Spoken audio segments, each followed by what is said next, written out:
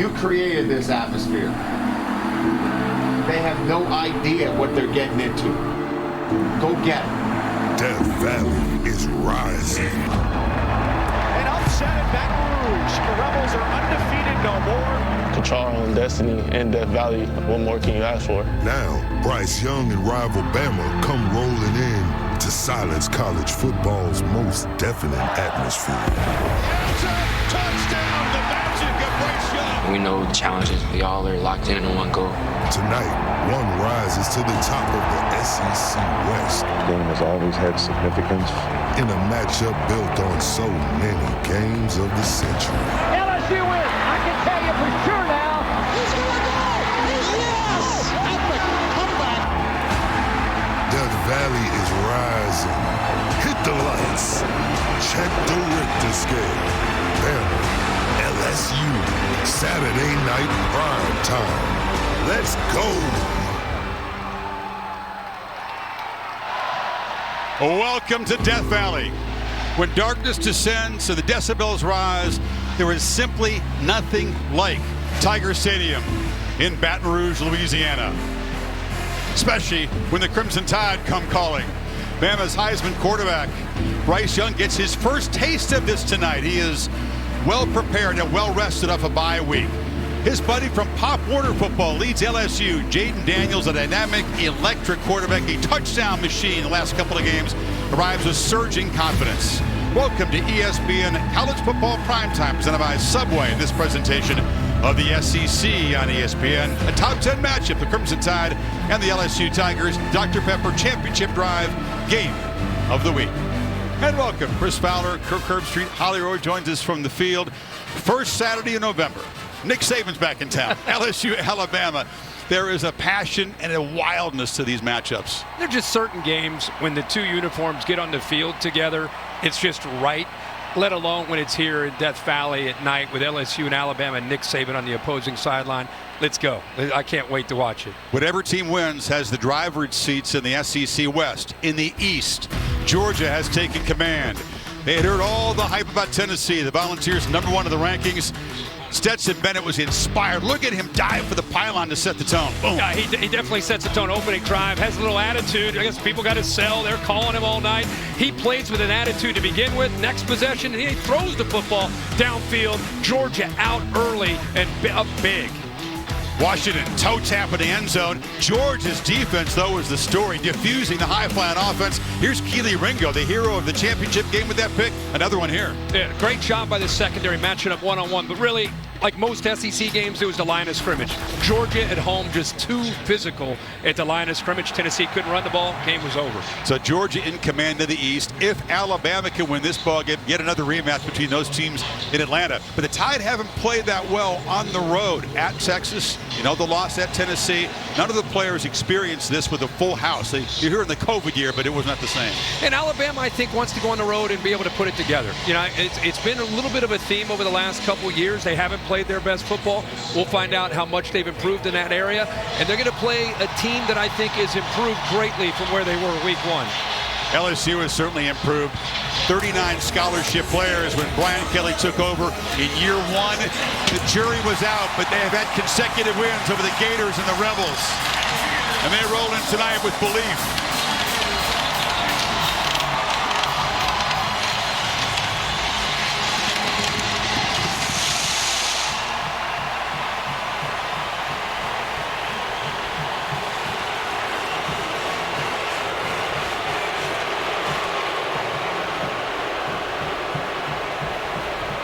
Alabama, LSU in Death Valley. Buckle up and enjoy.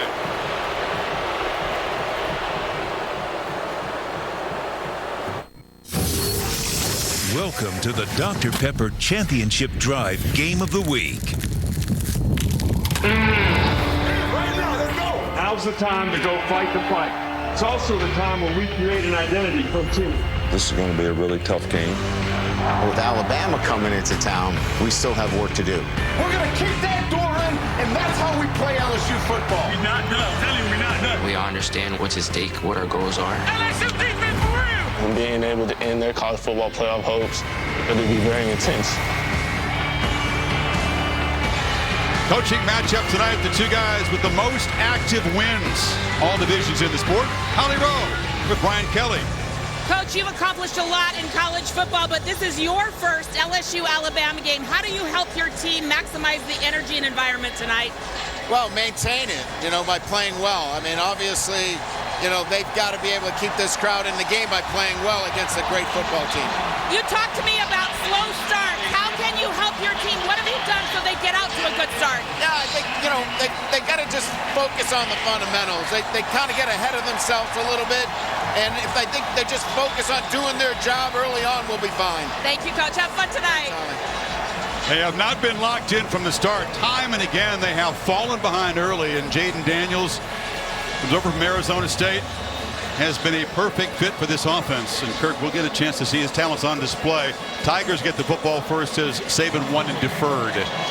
Nick Saban knows he's dealing with a quarterback in Jaden Daniels, who is a problem because of his mobility and the way he can create. Will Riker to boot it away. Noah Kane, who came here from Penn State, back to receive it. And he'll step up at the 7. Kane, part of the running back rotation, barrels out near the 30. Tonight's player spotlight brought to you by Royal Caribbean. 11 total touchdowns in the last 2 games. Can the Tide contain him as a runner? It's a big topic this week. It really is. I mean, they're not going to be shy about getting him involved in the run game. He obviously is a big factor, and Alabama likes to play with 2 safeties back. Tonight we're going to find out if they're going to have to commit a safety down, and once they do that, LSU is going to have to win one-on-one on the outside. Right now they start with 2 deep.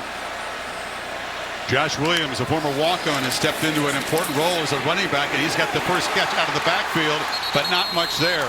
Tracking him down is Brian Branch, a short gain. He gets the ball out. You're going to see that tonight. How do you attack Alabama when you have 2, think about this, fans, 2 true freshmen offensive tackles for LSU? The ball better get out fast against Will Anderson. Have you ever seen that? No. Will Anderson and Dallas Turner, ball better get out. You better run the quarterback. There's Daniels on the edge. And Bootsy couldn't get quite the block that he needed. DeMarco Helms forces him out, and a quick 3rd down. Helms and these safeties have been schooled all week on the importance of keeping their eyes on number 5 and respecting the potential threat on early downs of him running the football. He was in perfect position there. Didn't bite down at all. Was able to push him out of bounds. Now we got our first 3rd down, which will be a big part of this game. Keep an eye on these tackles. How do they hold up? 4 receivers set to the right.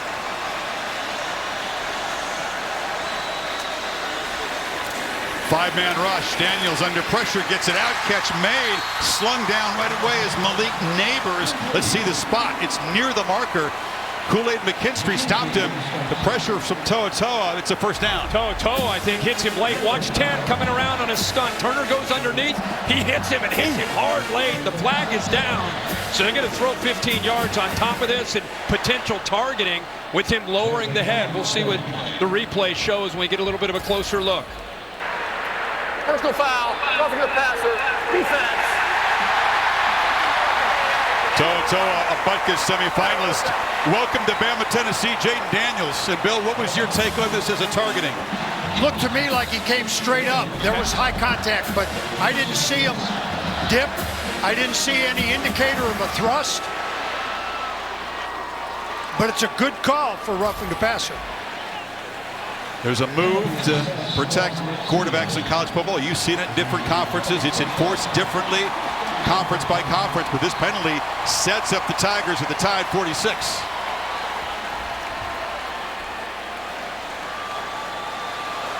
We talked about the passion and the wildness of this rivalry. You see it in the first couple plays. Daniels on the move, outrunning Will Anderson. A flag is down as Daniels scoots out after an 8-yard gain, but this was in the holding zone. Ken Williamson in charge of this SEC crew tonight. Yeah, the true freshman, again, not the right tackle 50. To me, I think it was Will Campbell, the left tackle against Dallas Turner. That's the guard.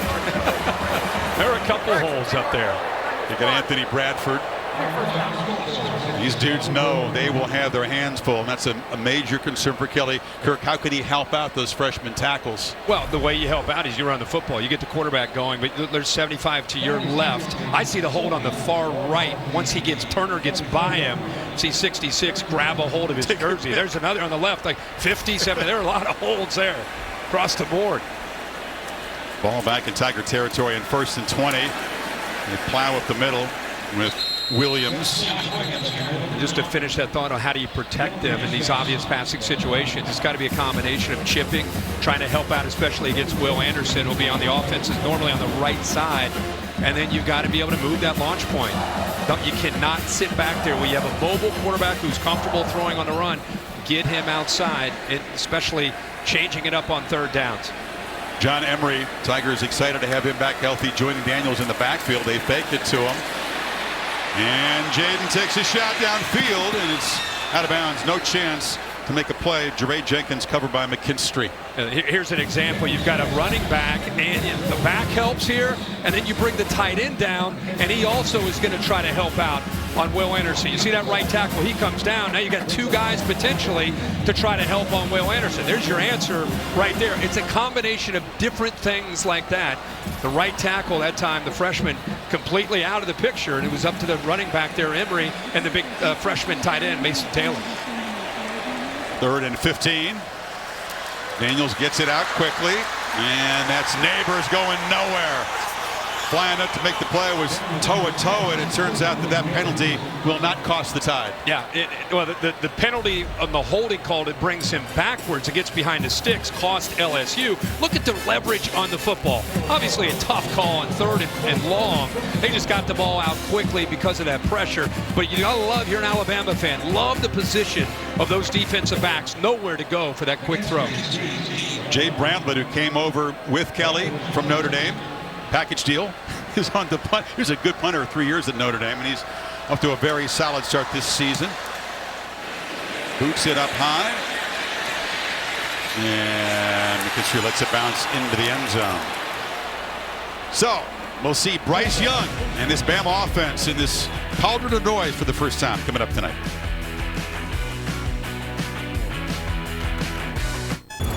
I played Bryce when we were younger, in Little League football, Pop Warner.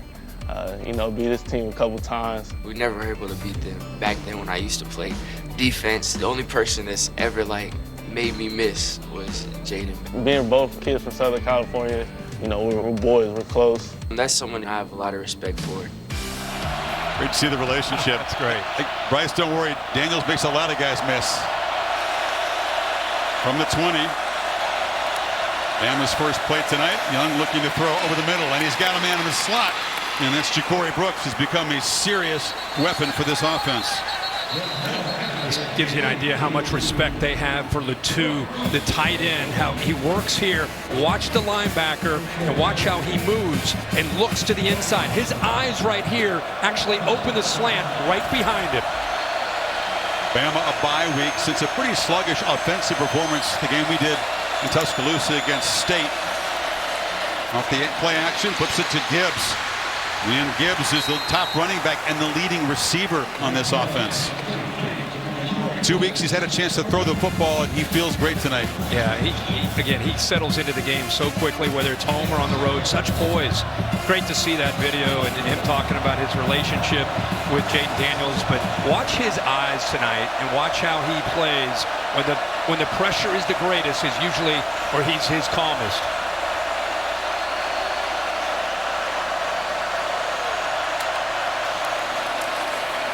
Going to throw again, pats the ball, and finally finds that man Latu, the tight end, over the middle, and he's inside the 35.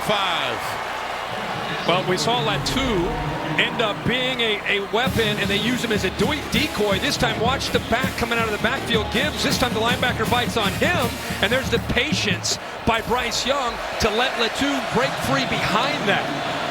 Great job both times of being patient, letting that linebacker clear out, and then making the throw. Gibbs, first running play of the night, and the speedy transfer from Georgia Tech is loose, and he's down near the 15. Man, does he cut quickly. He sure does. He's getting some great blocks up front. Seth McLaughlin up there at the center spot does a nice job of picking up a little bit of a kind of a slant from that LSU defensive line. He was not caught off by surprise at all. Did a nice job of clearing that and opening it up. And what acceleration upfield all year by Jahmyr Gibbs. Tied very quickly in the red zone.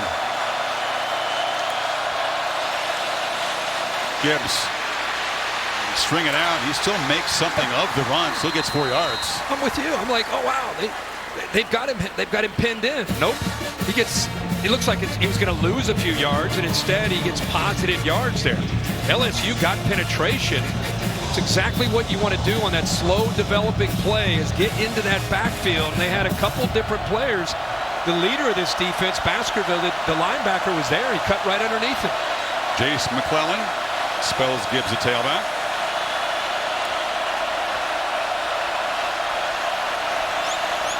Young directing traffic. That's Burton, who moves closer in the slot. McClellan following some blockers, weaving his way and fighting down inside the 5. It'll be 1st and goal. Greg Penn stopped him. Good job there setting the edge. The right tackle, Latham, the big tight end, Latu, who's known for his ability to catch the ball. But, man, he has become a complete player as an inline tight end. He also does a nice job. And then big Seth McLaughlin pulling around. Open that up. And Gibbs does not need a lot of room.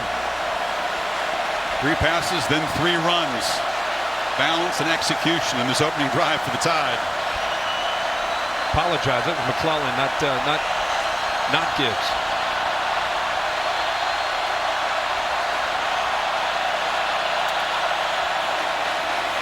And it's just deafening down there at the end of the stadium. But the Tide, look, as you said, key enough for quarterback, very calm so far. Well, somebody's got to make a play. Why not the true freshman trying to get down in a hurry? Just anything you can do to help out. They think that Harold Perkins, as a true freshman, 40, has a chance to be the next superstar for this program that Brian Kelly is building in this defense with Matt House as a defensive coordinator. Tigers desperate to make a play and not fall behind yet again. Last 4 opponents have scored touchdowns in their opening drive. Young steps up from the pocket and delivers a late throw into the end zone. Bad decision. Intercepted. Jarek Bernard-Converse. An enormous play in the opening minutes.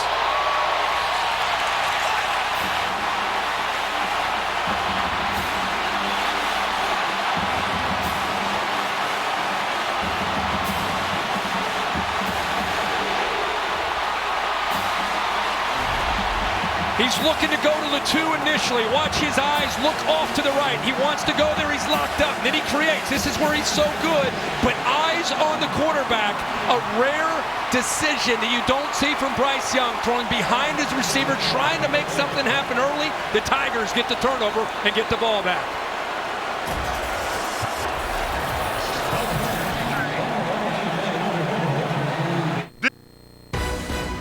ESPN College Football Primetime is presented by Subway. Try the all-new Subway Series menu.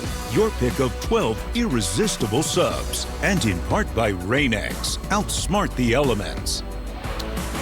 Hey, back in LSU's backyard.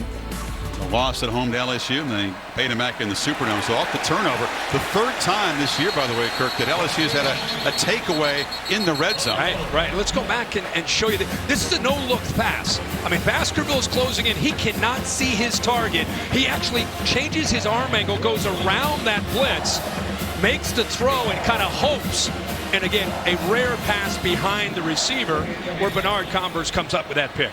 The best free-form player in college football at the quarterback position, but his improv skills got him in trouble. You know, LSU, instead of falling behind instantly, little pep in their step as Williams gets a first down across the 30.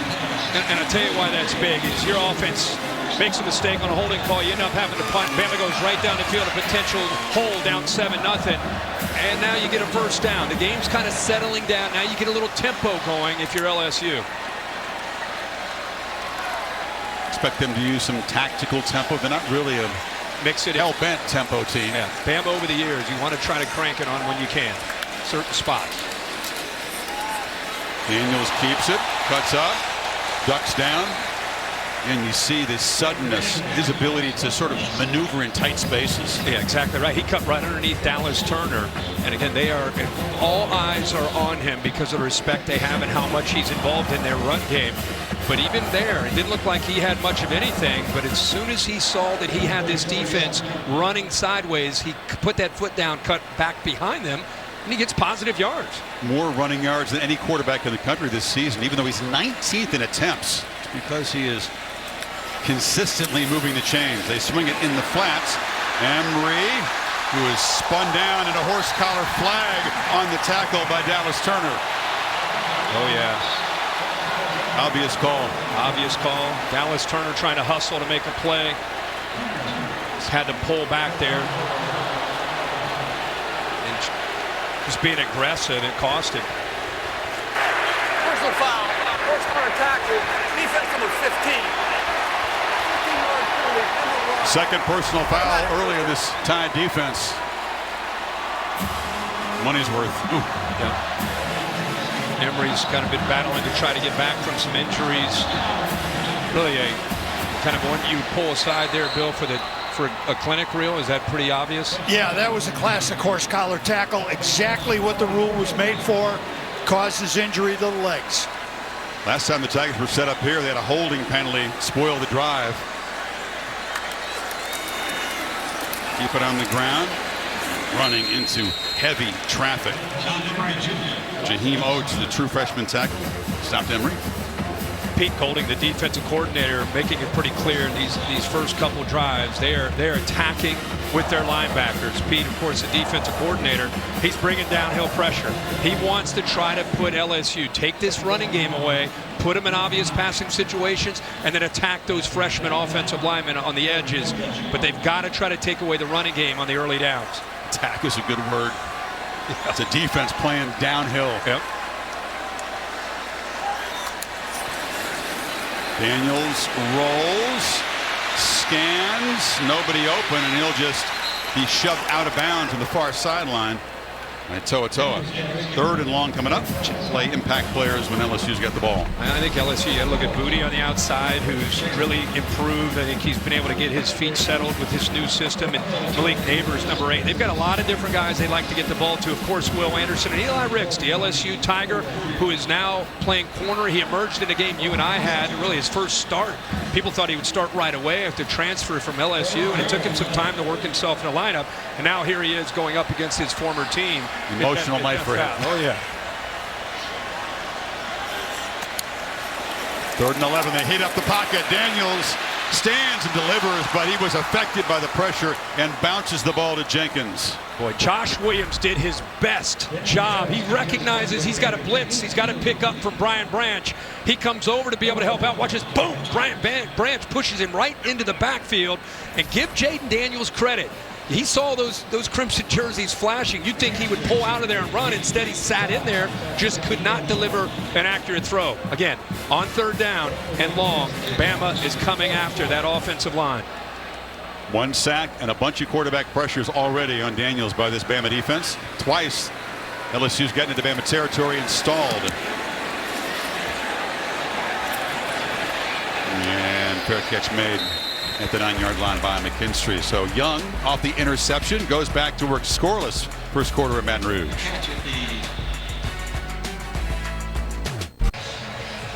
Great Paul Bryant called this the toughest place for visiting teams, and he almost never lost here with his Bama teams. Saban 12-4 against the Tigers at Alabama. Of course, won the championship here in 03. We were here in 08 when Saban came back. Game day was here. His first visit back here as Alabama's coach. Was that intense? Oh, wow. Wild. Very balanced attack on their opening drive before the interception from Bryce. Good balanced offense all year long for Bama. Off the play action. Wide, incomplete. Tried to get out there to Brooks. I think it was a good job of bringing pressure there and getting a hand on the ball. That tip there at the line of scrimmage, the pressure, that would have been a completion.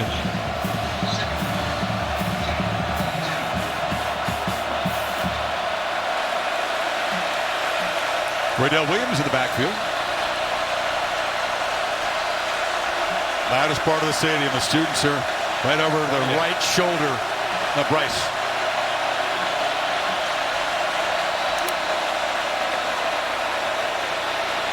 Young has time, delivers right down the middle into traffic, diving to Corey Brooks. Couldn't come up with it.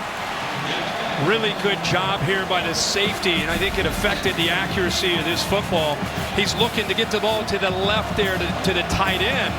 He's double covered, and then that bracket comes off and flashes right in front of the eye. See that he had 2 on Latu, and then he comes over and gets in the way of the throw that was intended on the crosser there. Looked like Burton coming across. Deafening on 3rd and 10.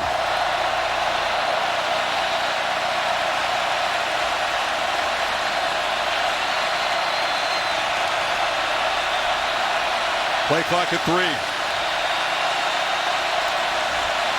Tigers drop back. Usually there's a flag before the snap. You can crank up the speakers. You can practice against it. This is tough, though. Everybody moved except the center didn't snap the ball. Prior to the snap, timeout, LSU. Oh. First timeout of the half. And bails out Alabama there. So they spend the timeout on defense on 3rd and long. Just talking about the crowd noise, and nobody has speakers louder in practice than Saban does. But this is really, as in college football, this end of this stadium at night is as tough as it gets. Oh, you're right. Especially when they believe, and they're keep in mind what's at stake in this game. Alabama, of course, is everybody's focused on them after a loss at Knoxville. They're trying to get themselves back in position to get to Atlanta and potentially win the SEC in the playoff. Little old LSU that lost to Florida State in the opener, they've righted the ship, and they still control their own destiny. They win tonight, boy, they are in a great position to get to an SEC championship. So a lot at stake for both these teams, and this home field, they understand that. Amazing to think that LSU could be in the driver's seat of the division with a win tonight. They could even afford a loss in the conference game to get to Atlanta. They'd have the tiebreak. That's right.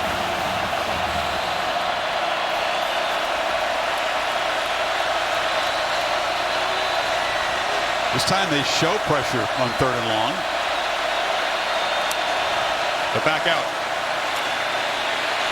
Young steps up, has some grass, has a long way to go, and will be stopped just short of the marker. Good effort there, but Greg Brooks combining with Baskerville and B.J. Ojolari. Yeah, they are 6 different defensive backs on the field, but they're dropping. Watch 18 right here. He's dropping, but he also has eyes on Bryce Young because of this. Good job of leveraging, keeping him short, about a yard short of that first down marker. So good job sinking in zone, eyes on the threat of the athletic ability, and that time they kept him just short of the first down. You drop as deep as he does, you got to run a long way to get to the marker. It was a heck of an effort. LSU may try to come after a punt. Their punt returns have been an adventure this year, not in a good way. Gregory Clayton catches it bounce, and that's what they want to do. They prefer a fair catch, but they don't want a muff. They've had plenty of those this year. Oh, yeah. And Chris, you and I over the years, I think everybody's watched some of the notable dual-threat quarterbacks that have given this defense of Nick Saban's a threat. Tim Tebow, Cam Newton. Think about Nick Marshall, of course, Deshaun, Bo Nix, Hendon Hooker this year. Think back to Hugh Freeze had a few himself with Bo Wallace and Chad Kelly, and you can see what Jane Daniels is capable of doing, with his ability to create not just the design QB run, it's when he starts to improvise that I think has the attention of the Bama defense tonight. Can he throw the ball well enough against the attack that he's facing and the coverage that he's facing tonight is the big question. Really let it rip, Kirk. He's cautious by nature. Only one pick this year, but Kelly says that's not necessarily a good thing. He wants him to be riskier, calculated risk, but let it rip.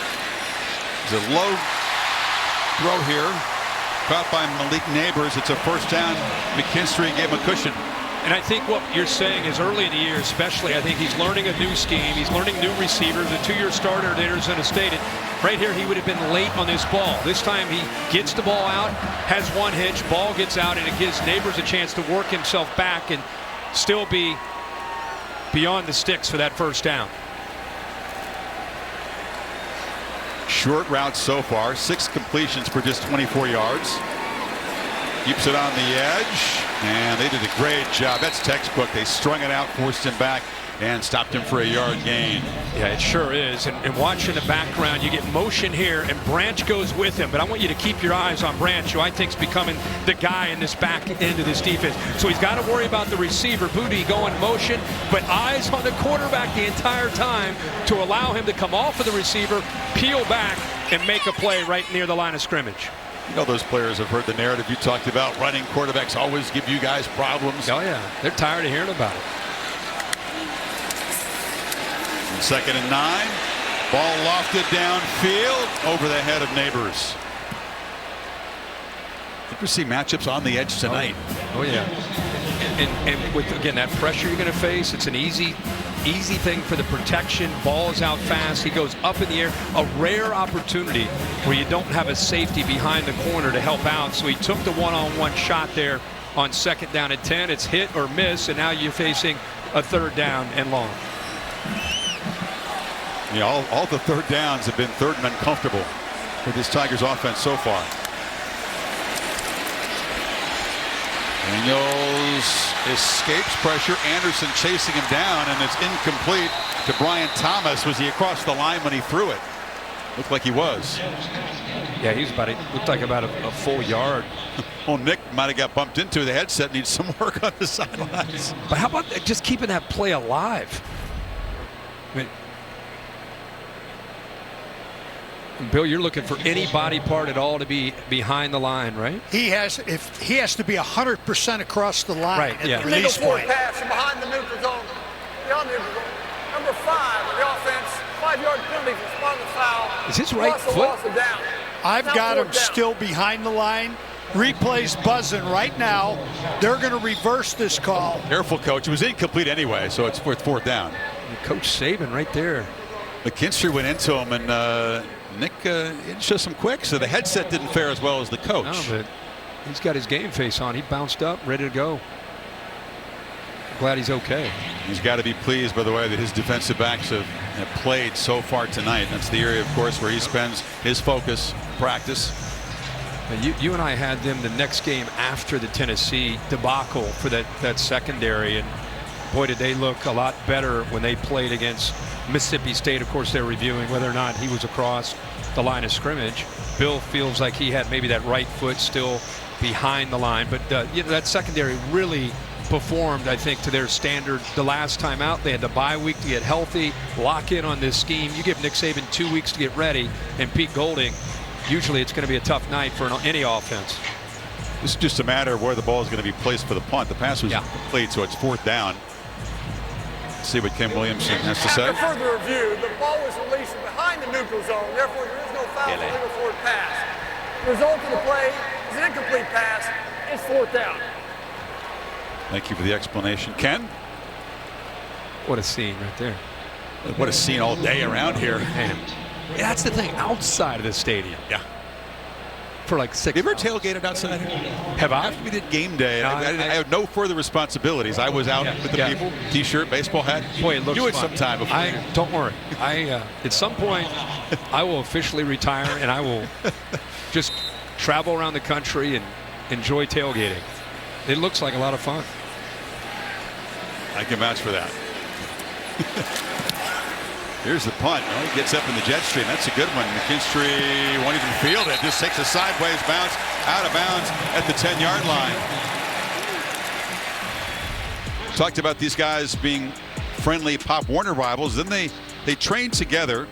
Taylor Kelly is a quarterback guru. This was in May this year. Yeah, and these quarterbacks, it's incredible, the rotational throwing, the amount of strength that is created, the torque from the ground up, where they get their hips and the core into these throws. You watch on Sunday, you watch on Saturdays, more and more specializing with this position, and it's a lot of fun to watch how quickly these guys can get the ball out of their hands. Field position game early. That 55-yard punt by Bramlett sets Bama backed up at the 10 here. Again, in the loudest part of the stadium.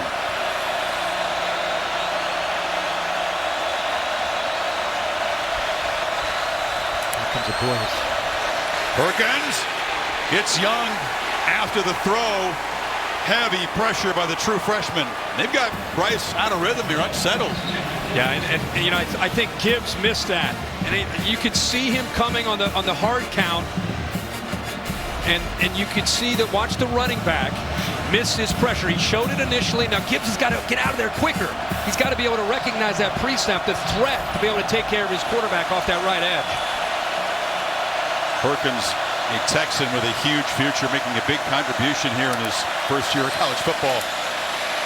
Young has protection this time, goes down the sidelines, and that's Ja'Cory Brooks going up and making the catch. Out of bounds. Ruled him out, though. Yeah, he caught that football, but he could not get his right leg or right foot down in time. Gutsy throw, backed up near his end zone, gets the ball out early. Good effort there to get it in, and Brooks makes a great catch. He holds on to it, but again, you can see in the replay, just not able to come down in bounds. Young started 3 for 3, then threw the pick, and the last 4 have been incomplete. Last third down and long, they showed pressure, got out of it, kept eyes on the quarterback after the scramble. Oh, movement up front.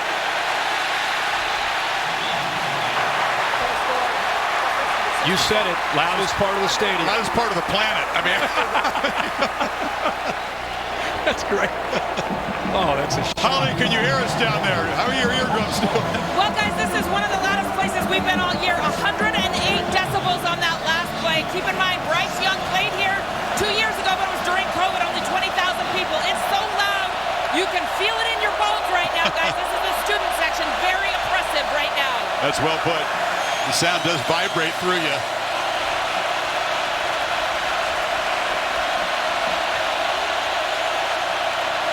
Snap it at 3 from the end zone. Young dodges pressure, just bounces the throw. B.J. Ojulari got after the quarterback. This is a fired-up defense right now. What really good job by Perkins, who comes off the right edge. The defense is left. This is the true freshman. He forces him to have to get out, and then you'll see LSU bring around the defensive end, see him twist around, but it's 40 that ends up getting him out of there. Then Ojulari is able to apply that pressure. Got a little bit high and got away with it. James Burnap, the Aussie, from deep in his end zone. Gets it away, but it's ugly. Low or high and short. It's going to get a favorable bounce. Clayton couldn't get up there and make the catch, and for the second time tonight, the failure to make a fair catch has cost them precious yards. So Matt Berry for an update. Guys, good evening. Want to keep you updated on Clemson and Notre Dame. This was after Clemson's first possession. Prince Colley, we've got a blocked punt and a touchdown. Irish up early on the Tigers, 7-0 at home. You know, the last time those teams collided in South Bend, it was a classic time win for the Fighting Irish.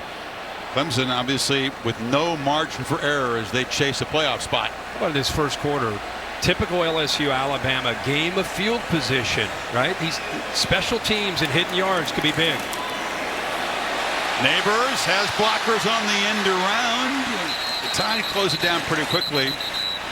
Looked like it was going to result in more than a 6-yard game at first. I'm with you. I think if he were a little more patient or would allow that convoy to just kind of set up the blocks, I think he could at the very least gotten a first down. I noticed they're changing up some of the play calling with Mike Denbrock here. Instead of just running the ball, comes in with an idea that, hey, they're going to attack us on early downs. We got to either throw the ball, play action, reverse, something to break the tendencies of running on early downs.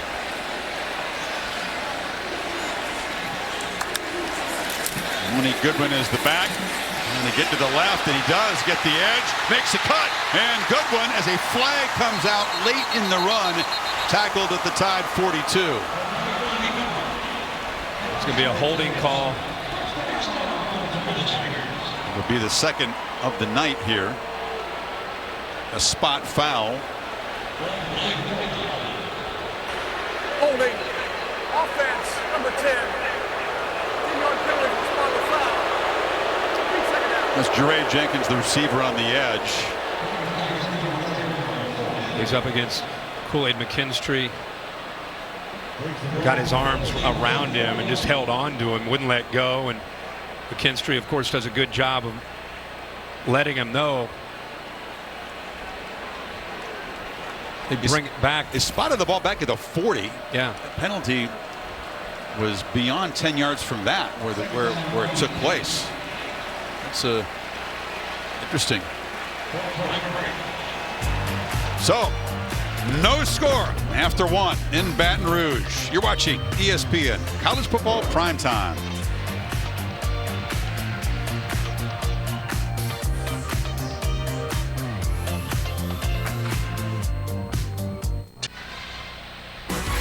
Welcome back. ESPN College Football Primetime presented by Subway. This presentation of the SEC on ESPN.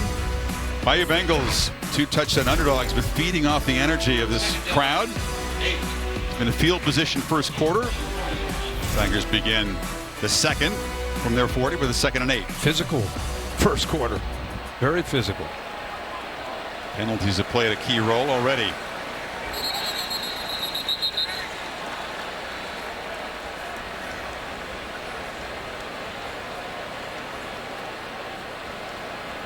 Bama had those 17 penalties against Tennessee. Cleaned it up drastically. Only 3 at home against Mississippi State last time out. 3 already tonight.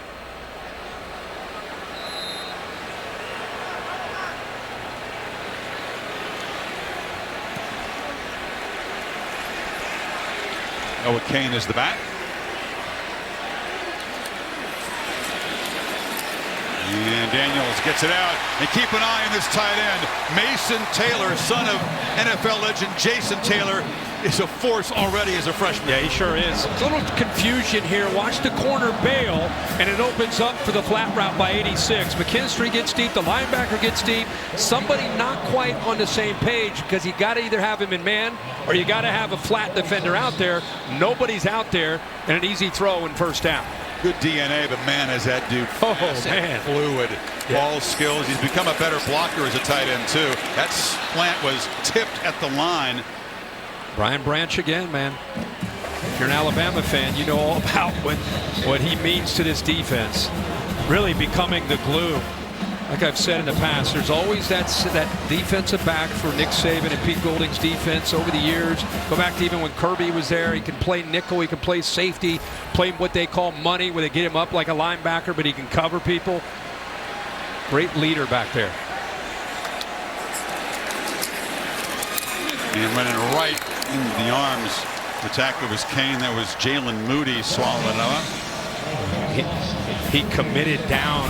Really thought you could see the potential. Daniels pulling it out. Watch to your right. 42 will flash.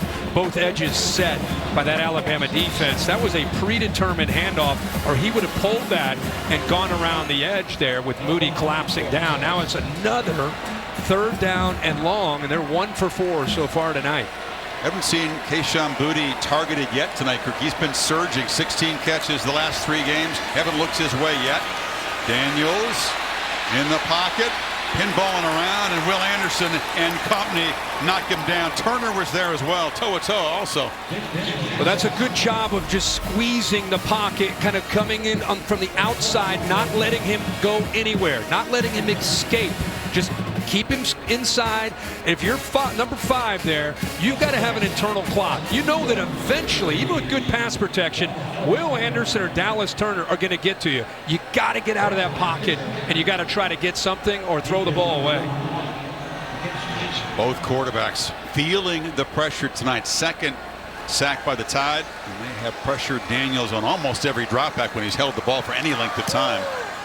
Bramlett again trying to do his job, and for the 3rd time tonight, Bama's going to begin a drive around their 10-yard line.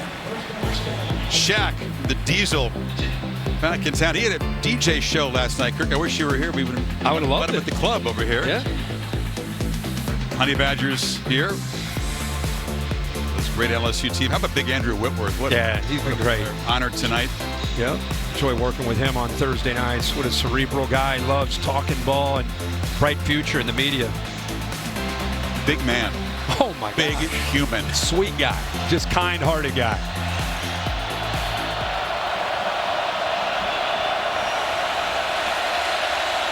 How cool to see him going out on top. Gibbs Runs through a tackle. Stutter step, flag out as he skips out of bounds at the 15. A couple of them in that offensive pit area. Yeah, looks like they threw that right at Seth McLaughlin, the center, who was trying to get around to try to help out to get Gibbs to the corner. Holding offense number 56. That's the difference in the goal. 3 first down. Often a very experienced guy. He's played in a lot of big games in Alabama. Kind of a center rotation. They're not really settled on one guy. No, but all I know is they move back even further, closer to that goal line. It seems like these last, as you said, the last 3 series, Bryce Young's either in his end zone or close to it.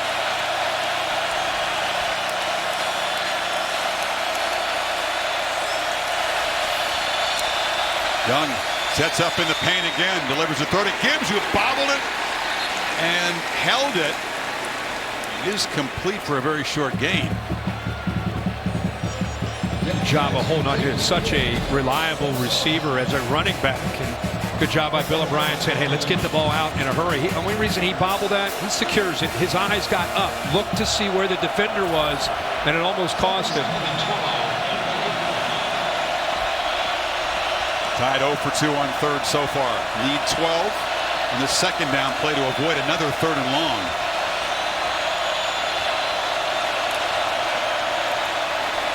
On the slant again, he's just inaccurate so far. He feels rushed all of a sudden. Well, he's just not on the same page with his receivers. That time it was Isaiah Bond who was running a glance route, but you know there's coverage there.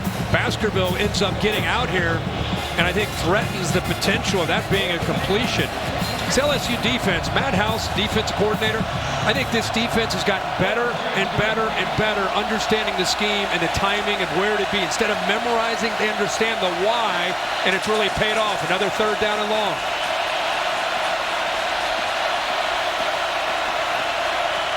Everybody walking up. Who's coming? Who's dropping? They only rush 3. Young scrambles from the goal line, delivers out of bounds, incomplete. That was Riddell Williams out of the backfield. Harold Perkins again brought the heat to the quarterback. Yeah, we keep telling you about Perkins. He's had an incredible true freshman year. This time, instead of blitzing, he's just going to spy. If he moves, I'm going to mirror him. I'm going to move with him, and then I'm going to hit him. He's got a different gear than everybody else in that front 7, and that quickness got on to Bryce Young in a hurry. Back to back to back, 3 and outs for the tie. This start could not be any different for the LSU defense and what they're used to seeing around here. Clayton this time does make the fair catch. They get down 13-zip to Mississippi State, 17-zip to Auburn, 17-3 to Ole Miss. Totally different vibe here tonight for LSU.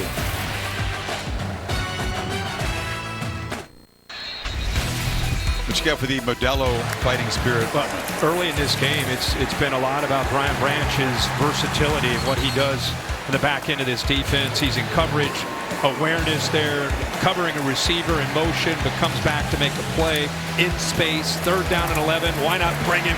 Just thumps the back Josh Williams. And then also, you know, he just kind of times up his blitz there. Can't get to him, so he gets his hands up. Just I've said, always that great safety that can do a lot of different things. Micah Fitzpatrick, Xavier McKinney, and now we're seeing him become Brian Branch. Tigers begin in plus territory. Emery muscles forward, still driving those legs. As a young guy, he had a 54-yard touchdown run against the Crimson Tide a couple of years ago. When he's back healthy, he is a boost to this offense. Yeah, in a 0-0 game that's a field position game, this is huge. It's not just him. It's the entire offensive line. Leg drive, but watch as he gets caught up. Look at the lineman. That's a true freshman, 50, just pushing people. That's an attitude run and effort from LSU. They didn't pick up the 1st down, but you love to see everybody get involved there.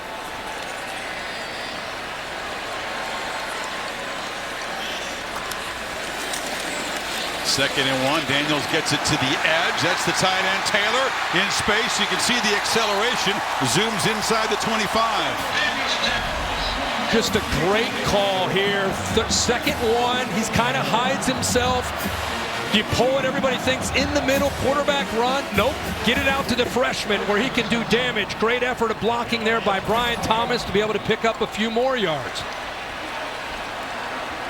Tigers trying to finally cash in on this field position. They've owned the territorial edge so far.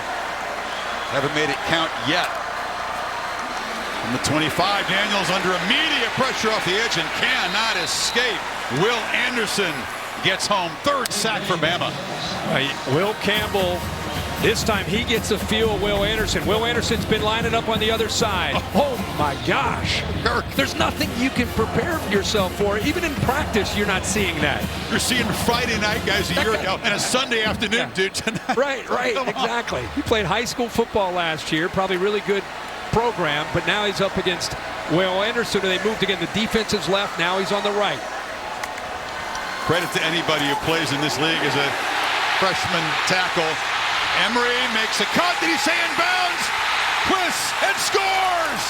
LSU draws first blood.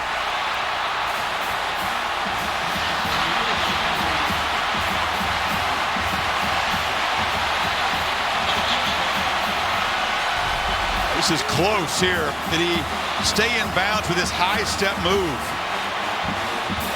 Looks like he did. Yeah, it looks like he's in bounds. Here's a great look at it. Right there, he's in bounds. What an effort there. Planted hard and then spins. Back on DeMarco Helms. He is a difference maker, a 30-yard play, and LSU does cash in on the great field position.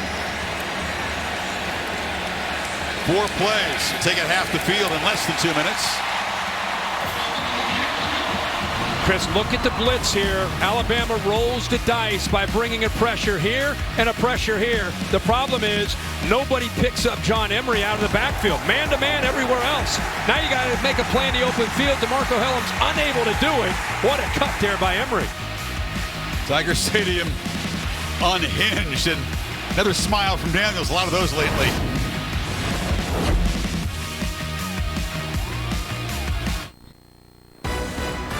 ESPN College Football Primetime, presented by Subway, is brought to you by DirecTV. Get your live TV and on-demand favorites together like never before. That means all the entertainment you love in one place. Get your TV together with DirecTV.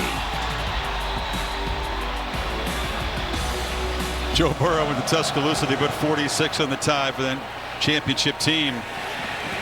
John Emery, 30-yard swing pass is a story. He was an ultra highly touted guy, right, in 19. Sat up the entire 21 season. Yep. 600 days between football games. Unreal. So game 3 this year. Unbelievable, and he's such a talented guy. You know, I know Nick Saban there is well aware of him. I'm sure he recruited him, but he was fired up after his Alabama team went over to the sideline talking to Chris Braswell. Showed you the blitz there. Braswell came, Toto came, and nobody was left to pick up a talented running back like Emery. And when that defense came to the sideline, boy, he went after Chris Braswell. So a mix-up by the Alabama defense. A little breathing room finally for the Bama offense. They take over at the 25. Gibbs harassed immediately. Ojulari was there, and they get him at the line of scrimmage. Well, this defense is coming alive. There's 10 and 41 both blitz, right? And again, we said nobody's left to pick him up, so you got to avoid. This is a big part of what Brian Kelly wanted to do. Try to create some confusion. And Alabama right now, Nick Saban, frustrated. Daniels has been so cool all year against the blitz. Really an effective quarterback. Rice checks it down. Brooks hit hard and knocked down behind the line by Bernard Converse, who had the pick in the end zone earlier. They are doing a really good job. Watch the secondary. Usually you see open receivers. Nobody open downfield. Trying to get pressure and stay in zone and keep eyes on Bryce Young, mixing up their looks. Matt House doing a really good job of changing things up and making Bryce Young play out of rhythm, which we're just not used to seeing. Yet another 3rd and long.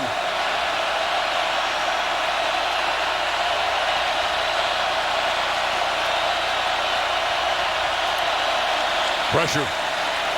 They picked up and across the middle. That's McClellan in a lot of space. It's a foot race. And they finally drag him down at the 10-yard line. That time, LSU's aggressive approach backfires. Well, you play man-to-man. Major Burns has got a lock up here in the backfield with McClellan. He stumbles right there and loses his footing. That creates the separation. And with everybody else in the man-to-man, it becomes a foot race. And I'll tell you what, Burns is lucky he was able to catch up to him. Burns, the Georgia transfer, showed some good catch-up speed to prevent the touchdown, but the Tide are knocking on the door. That's McClellan again to the 5. You get him to 3rd and 10. There's pressure and crowds going crazy. You're up 7-0, and a slight stumble by Burns just loses his footing in man-to-man coverage. And of course, Bryce Young recognizes that with everybody else covered downfield, and a short throw changes things in a blink of an eye. Biggest hazard in that play. McClellan had to avoid the official as it came close to bumping into him. Gibbs in the ball game. 2nd and 4.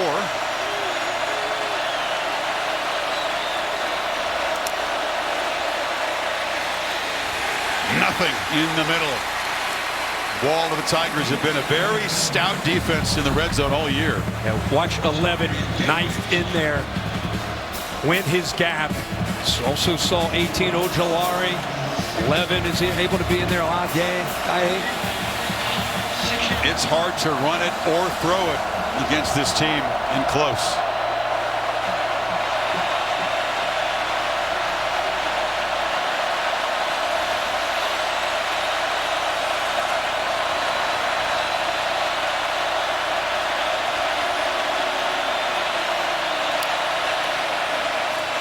Young from the pocket. Flushed. Danny's going to be trapped behind the line. Harold Perkins, another impact play from the young guy. Matt House is using him at times to pressure, and because of his speed, at other times on 3rd down, they're using him in the middle here to be able to keep his eye on Bryce Young. The potential threat of Bryce Young. I mean, look at him. He is locked in on Bryce Young moving. He takes off. Not only does he mirror him, he closes ground not to give him time to eventually find those receivers. Another guy who was playing high school football at the same time Bryce Young's winning the Heisman Trophy, and he makes a play in open field. Will Riker from 29 got his mojo back the last game. 3 for 3 and knocks the chip shot through, but LSU gets a red zone stop and still leads it by 4.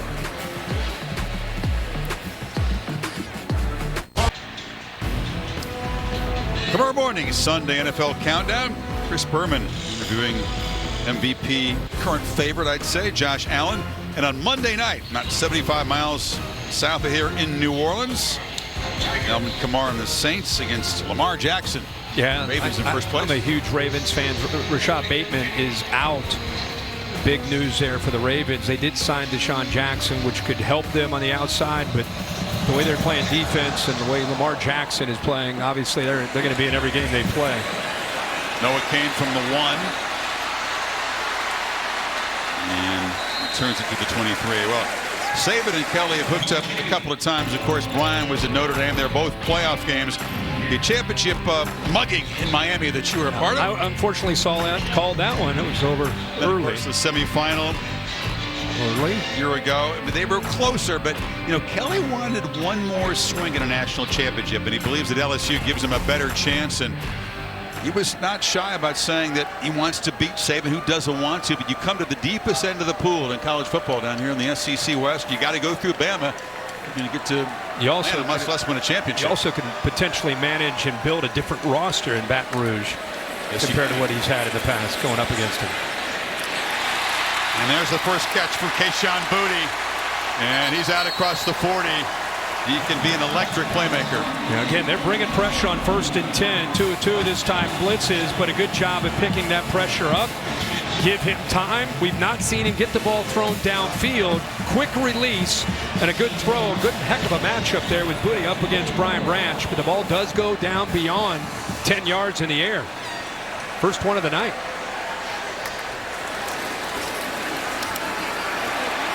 Emery Makes the cut. Booty, a guy who had such tremendous hype, then lost about half of last year with an ankle injury, struggled in the opener. And Booty became a father about a month ago, and since then has just kind of relaxed and settled. He's not pouting anymore. He's sort of very involved and been surging. Yeah, I think he was pretty emotional early in the year. He had a new coach. He had a lot of things going on in his life. It seems like he, as you say, has settled in, and it's really paid off for him these last 3 or 4 games. He waited until late second quarter to look for him the first time. Now he's got his second catch, but they're all over him. Jalen Moody has been active tonight.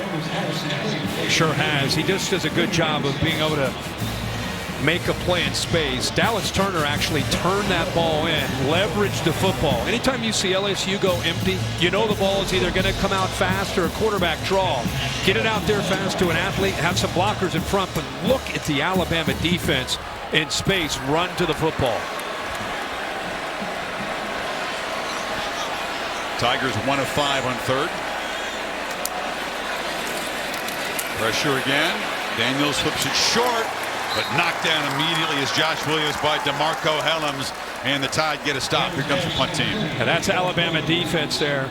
Third down. Brian Kelly knows that's the challenging part of dealing with the pressure. He had time, but a really good job of being able to come off of the pressure with the blitz. You've seen Toto a lot of times coming free on blitzes, but that time he and DeMarco Helms right where they needed to be to get LSU off the field. See if Bramlett can pin the Tide back one more time. Special teams have not been a strength for LSU this season. Bramlett's been one of the few bright spots. That's not his best kick. There's a flag down as the ball is going to roll down about the 28.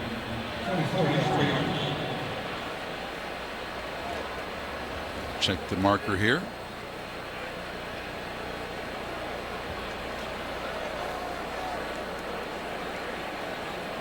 So Bama 151 total yards. The running game has been held in check very well tonight by LSU. Carrying the kick, holding, receiving team number 19. 10-yard penalty, end of the kick. First down. It's going to cost them field position and penalties. Again, a story for Bama. That's the 5th of the night. Young, 3:21 to work with. Memorial Tower in the LSU campus. Home team up by 4.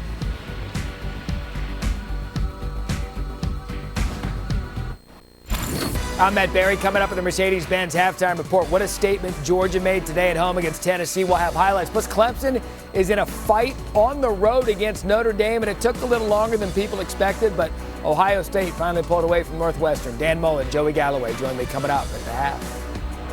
Thanks, Ben. Yeah, Buckeyes had to battle in Evanston. TCU had to come from behind to stay perfect. Now it's Clemson in a battle on the road, and Alabama down 7-3 here.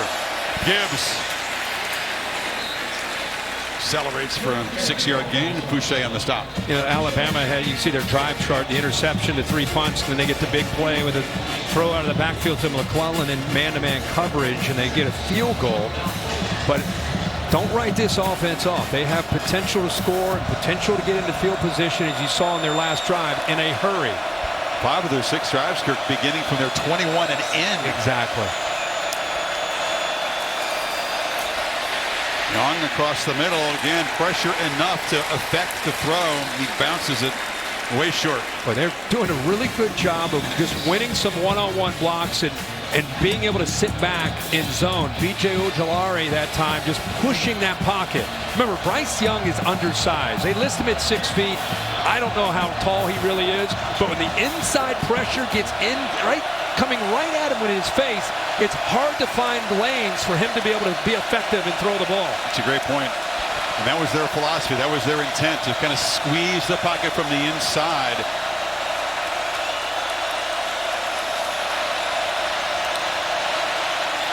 On third down, Young across the middle, throws low, catch made, just enough for the first down is Roydell Williams. Just to give you an example, not just on this drive, but tonight, and this is what you're dealing with. It's a pretty good angle to be able to see with the pressure in his face, how hard it is for him to be able to navigate. And really, it's a lot of it, what he's doing is he feels and he tracks his receiver, and without seeing him, he tries to throw to a spot and hope that he matches it up. Protection is good this time, and the ball is zipped to Kobe Prentice, a true freshman who's made an impact here. 29th catch on the season. And these receivers, you know, when you look at Prentice as a freshman, Isaiah Bond, Burton, who transferred over from Georgia, Ja'Cory Brooks, they're coming along, but they don't have what they've had in the past 5, 6, 7, 8 years out on the perimeter.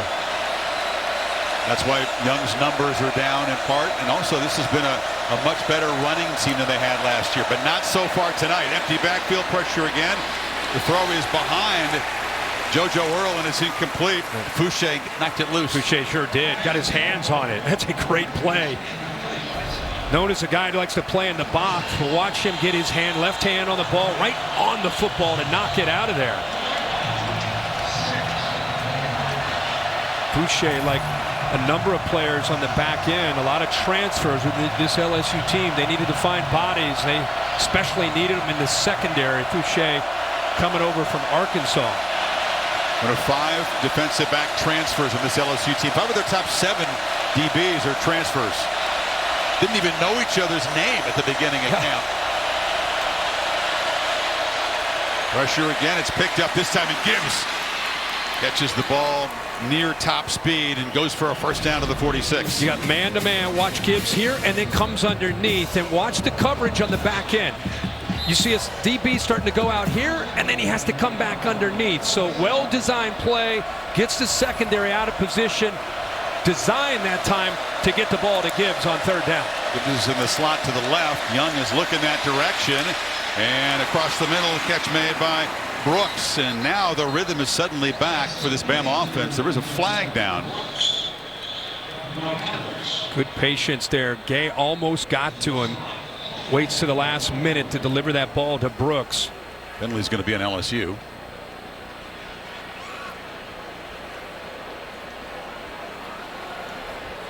It's going to be on Major Burns, who tackled a receiver away from the ball. On the defense, number 28. That penalty will be declined.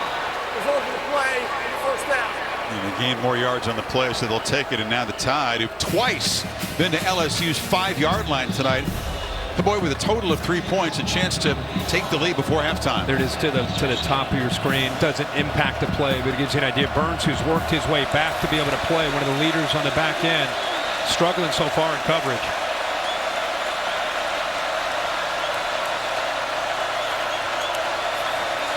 Tigers back out.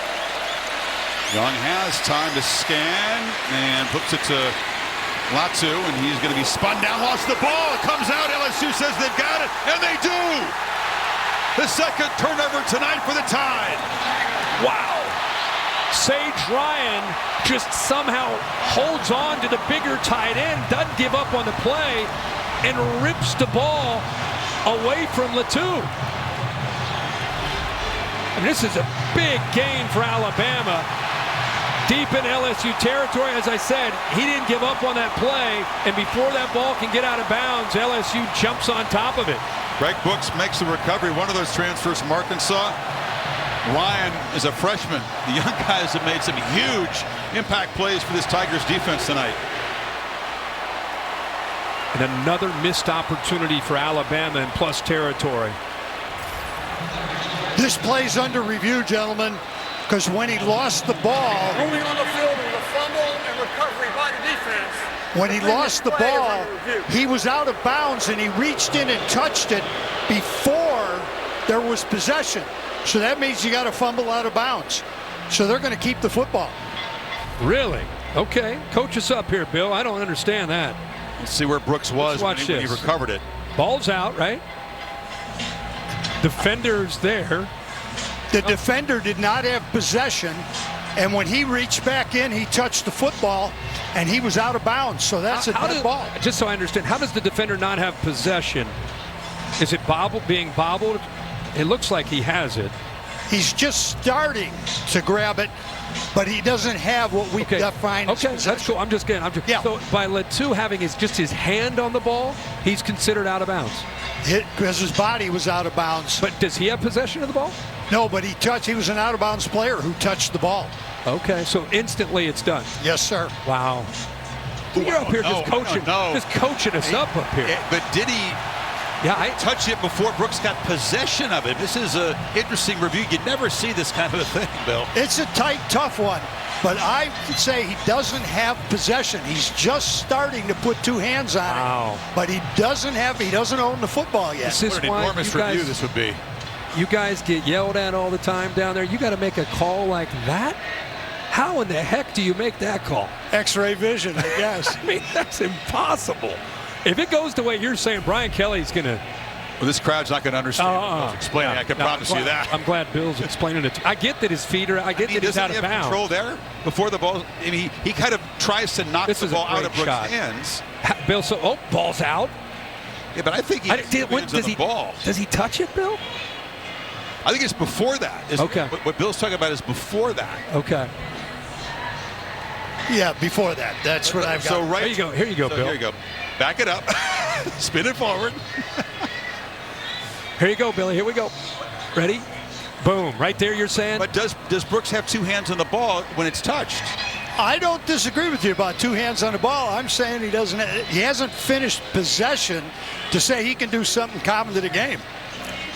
Wow. This is one of those intricate ones that you don't see plays like this, and this is enormous because Alabama's going to be set up in position to potentially take the lead before halftime here if this call is reversed. Have all three timeouts if, in fact, as you say, it is reversed. Ball's going to be right around the 25-yard line.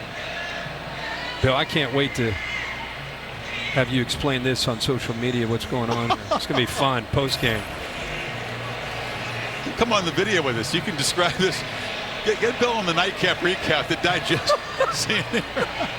Here we go. Again, Williamson. After further review, the fumble was loose on the ground and touched by a player who was out of bounds. That made it a forward fumble out of bounds, giving the ball back to the fumbling team. The Alabama ball, first and 10, 26-yard line. Chapter and verse. Bill was right. Brian Kelly wants his own private explanation. The crowd drowned him out. Once they knew it was going to be overturned, and that long explanation that Ken gave was lost on them. I'm just really, really impressed. I thought LSU, another opportunity. They're able to get their offense back out there with 120. Bill instantly sees it, says, wait a second, they're going to have to review it. I think it's really close, to be honest. Really close. But it's the call, so Alabama, 3 timeouts, minute 20 to go. Ball right around the 26-yard line. Kelly still wants an explanation. I think crowd is stunned. They can't figure out exactly why their defense is back on the field.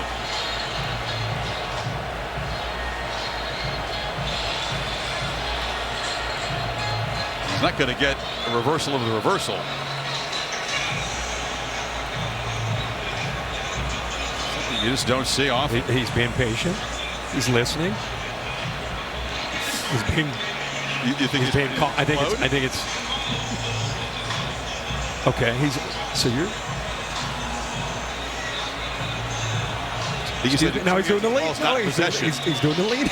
Well, he's saying what I said. The guy had two hands on the ball, and I think but he never had possession of it.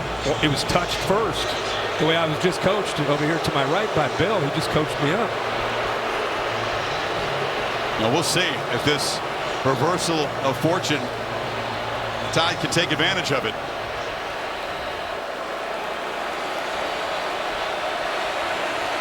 Timeout an issue. They got all 3 timeouts. Gibbs to the far right. Plenty of time on the clock. The LSU coach is trying to get their attention. Long throw again. Just miscommunication as the receiver and the quarterback on different pages. Yeah, again, I'm just not used to seeing Bryce Young and his receivers just not reach. So what happens for fans, it's a lot of times the route is called, but if you get a certain coverage, you run this route. If you get a different coverage, you run another route. And so the quarterback and his receiver have to be on the same page. Well, Bryce Young clearly saw soft coverage. I'll get the ball out, and the receiver didn't read the same thing, so it's a miscommunication. Gibbs, a running back who is a very talented receiver. The misfire makes it 2nd and 10. Young from the pocket, pressured again, tried to find Gibbs again, and it's 3rd and 10. Well, watch Wingo there. Yeah, watch Wingo off the edge here. He's normally plays in the inside. He's an undersized, big three technique, but look at the power. Again, sometimes it's not about the sack. It's about affecting the quarterback, which is exactly what Wingo does there.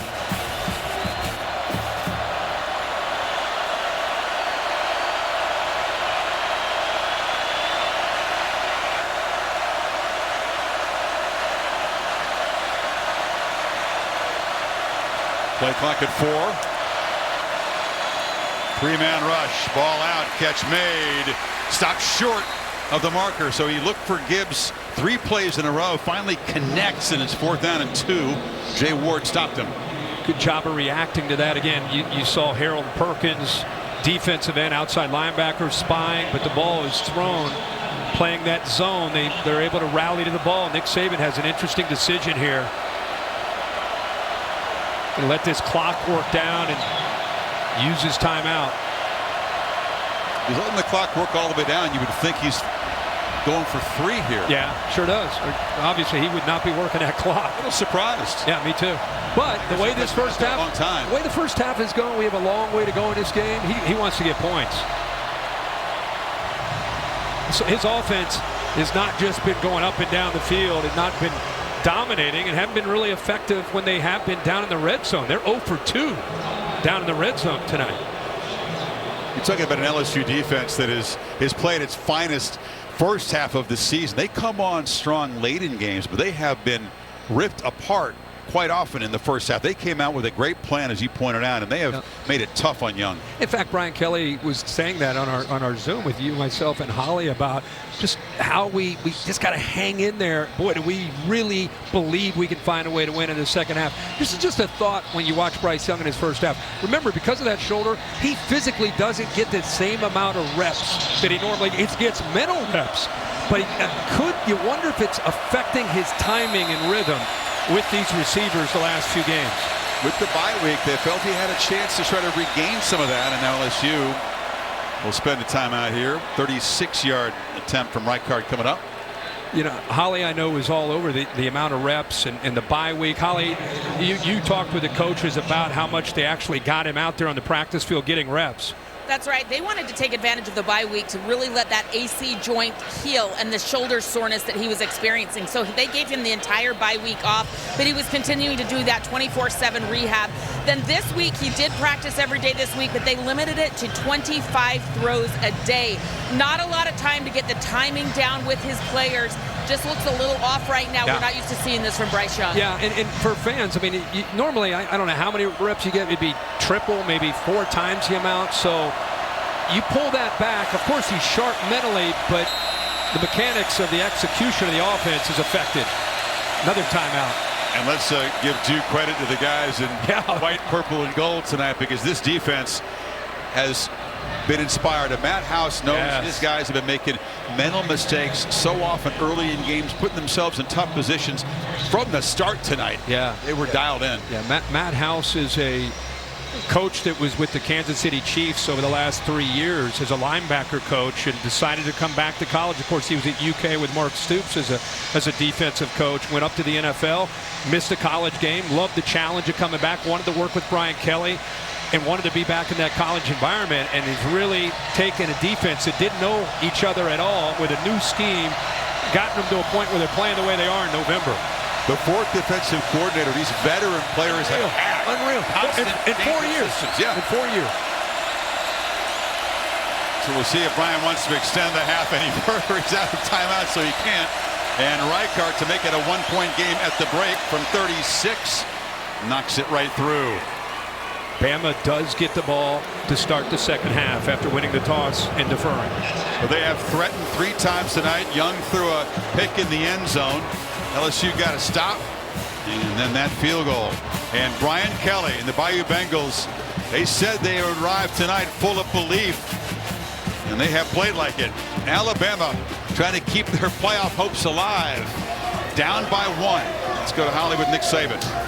Coach, what is this defense doing that's preventing your offense to get into a rhythm and on track? Well, you know, they're doing a lot of zone blitzing, bringing a guy off the edge, dropping another guy, getting in the windows of some of the RPOs and that type of thing. We got to be able to run the ball better so we don't get in these long yardage situations, putting too much pressure on the quarterback. What do you see with the connection with Bryce? Is it just pressure, or how else can he be effective? No, he's been effective. We dropped a couple balls. We're not getting away from people. They're dropping 8 guys, doing a good job of mixing it up. So, you know, we got to give him some better options. Thank you, Coach. All right, thank you. So the Tigers by 1 over the Tide at the break. Time now for the Mercedes-Benz halftime report. Matt Berry, Joseph Galloway, and Coach Dan Mullen. Yeah, all of them. Dave Fowler got some coaching up last week. Welcome back to the Dr. Pepper Championship Drive Game of the Week. Death Valley full of life, set for the second half. ESPN College Football Primetime presented by Subway. It's a presentation of the SEC on ESPN. Control of the SEC West at stake. Alabama's playoff hopes already with a loss this season at stake. They'll get the football first. But this Tigers defense harassing Bryce Young in the first half. The Tigers took advantage of field position. Touchdown drive of 49 yards. Diver kickoff to the end zone. Kirk, how have they done it? Get after Young. Well, they've mixed it up. You know, Matt House done a really good job. Defensive coordinator, a lot of different looks. He's been under a lot of pressure.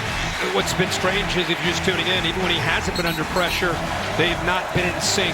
You know, with Bryce, a little bit off balance, a little unsure. Give credit to Matt House, mixing it up, and give credit to this defensive line applying pressure, because Bryce Young very often has been under a lot of pressure from a lot of different styles of blitzes and rushing 3 and dropping 8. You see the numbers right there. Pressured almost half of his dropbacks, the pick and a sack, and just 2 completions under pressure tonight. But it's a new half. Gibbs can change the game with any carry and accelerates around the edge and scoots out near the 40. Well, great patience and vision, and Greg Penn, the middle linebacker, doesn't hold contain here. Watch him kind of get lost and underappreciate the ability to go bounce that right there. He starts to squeeze, and he's got to try to protect the edge there and set that edge to avoid that. Gibbs comes in averaging 7 yards a carry. Hasn't been a big part of the offense yet tonight. And that time they grab him and throw him down near the line of scrimmage. Micah Baskerville. Baskerville does a better job there with his pursuit, coming in a little wider, appreciating that Gibbs can bounce it. Gibbs' instincts, he's just trying to run to Grassy. He wants to get to the right. He wants to bounce that to the outside. But the leader of this defense, Micah Baskerville, really in great position. Big shoes to fill. Damone Clark. That was our guy last year. Yeah. We loved him. We actually called this game last year and really saw him assert himself and got the Tigers to believe that night they had a shot in Tuscaloosa. Came close. Young, deep drop, and just fires it into the ground. Again in hot pursuit, Baskerville and Greg Penn. Well, they just crossed the 2 linebackers, move the inside people out, bring those 2 linebackers, and it works. They're trying to set up a screen to the left, but with that action, it took a long time to develop, and those 2 blitzing linebackers didn't allow the timing of that to be an effective screen at all. Quick third down. This felt like an important drive. Tide getting points just before halftime. Could they perhaps grab the lead in the road and calm this crowd down? Well, LSU a chance to get off the field immediately here. There's Perkins spying again. Oh, this time he moves out. 3-man rush, and they still get him under pressure. McClellan's knocked down hard right at the marker by Mekhi Garner. It'll be a first down, though. Remember the last time we called their game against Mississippi State? I said that Young reminds me of a Steph Curry. Yep. This is what I'm talking about. Just you're about to give up on the play, and at the last second, he sees Gibbs and checks it down to him. Kind of like he's on the break there. Like on a I like it. He loved that comparison. But that's series, previous plays under review. That's exactly what he can do on these third downs to keep him alive. He was hit right there. So they did spot him on the first down. I think he's short by about a half a yard. Looks like he gets the ball. Looks like it gets to about the 48.5. Definitely does not get to the 49. Be fourth down if this call is cleaned up. It's a great look at it right down the line there. All right, let's say that our eyes are not deceiving us, and the replay official David Allman agrees. What is Saban thinking at 4th and half a yard at midfield? I think he knows it's probably going to come back about a half a yard.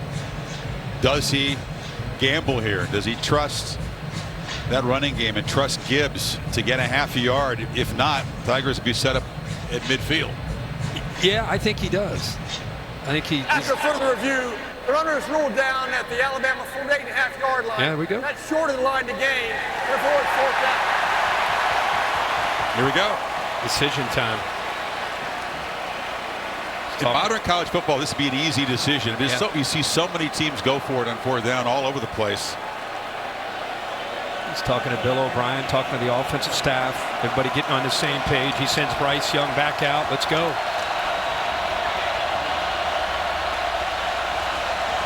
And a chance for LSU to stone the Tide offense and really claim some momentum.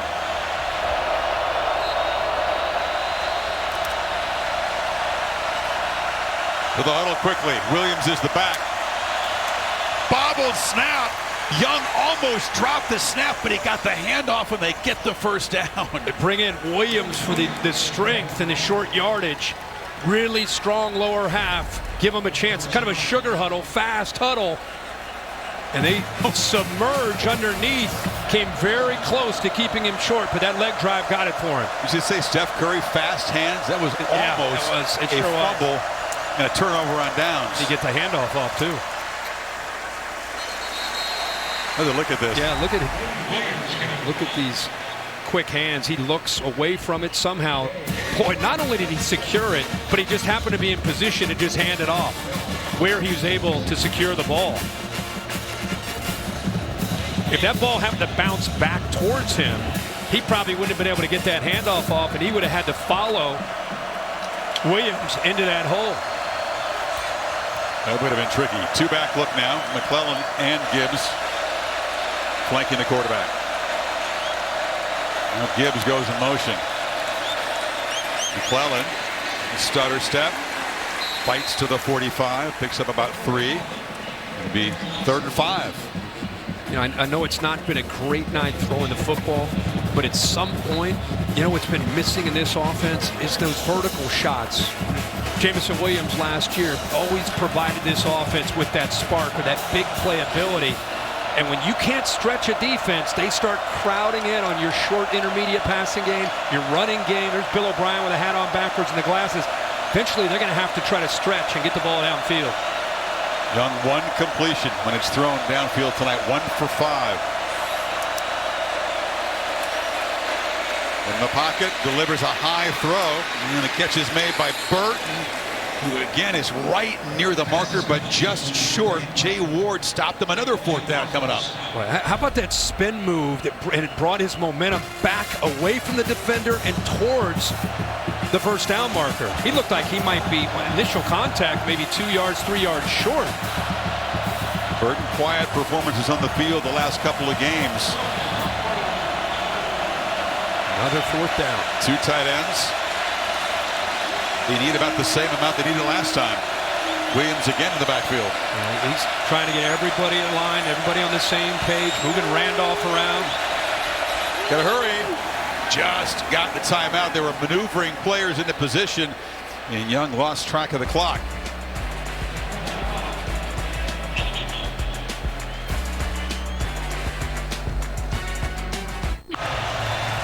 AT&T 5G Skycam zooming over this crowd of more than 102,000.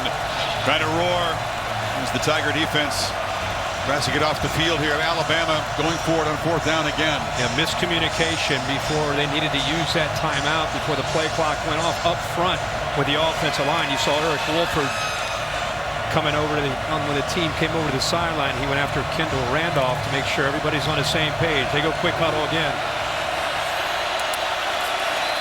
Williams again stumbles, lunges, just makes it for a 2nd time, and the drive continues. Well, he got across, but you're right. He ends up losing his footing, but a great push on the right side. Ekifor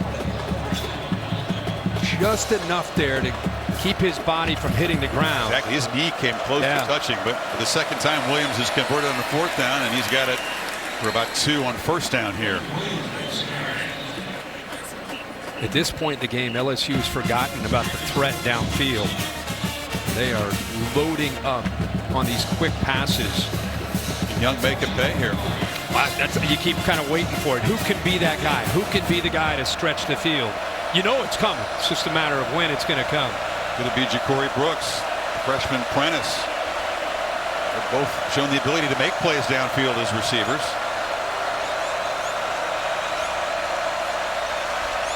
Gibbs motions out. Young looks back to his right and delivers. And that's Brooks. Couldn't quite escape.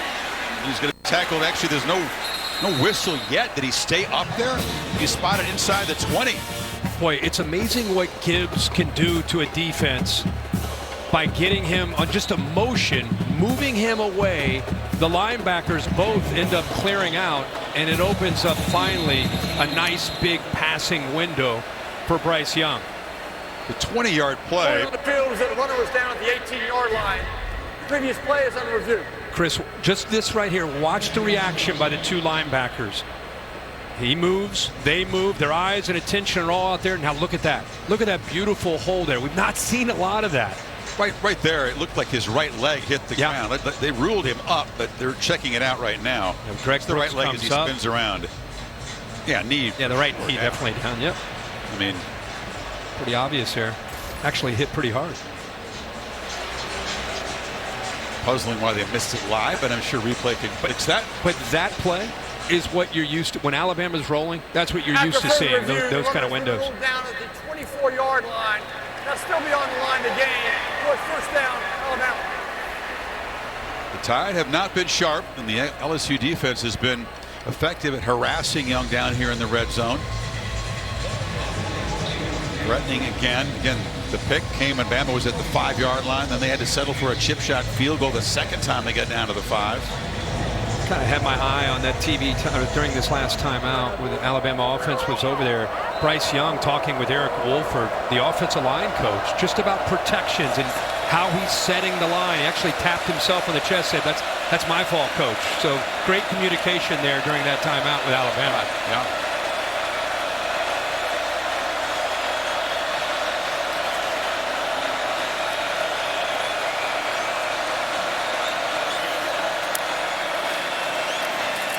Young swarmed and sacked.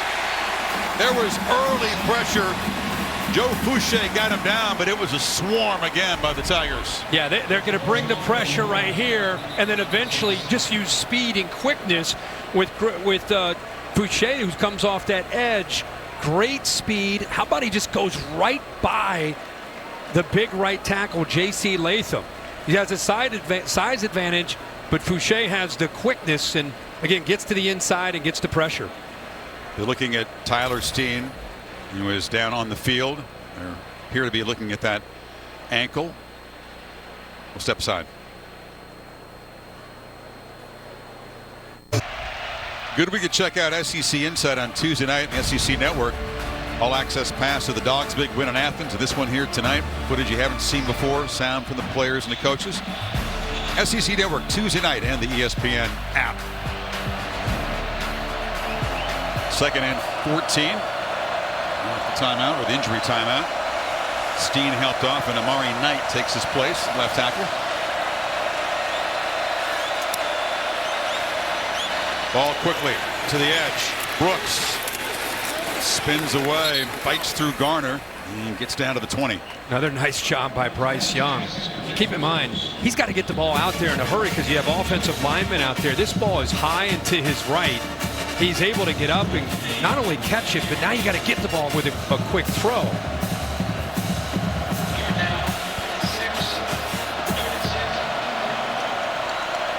Continues to show great hands. Got another 3rd down, Tied 3 for 10 tonight.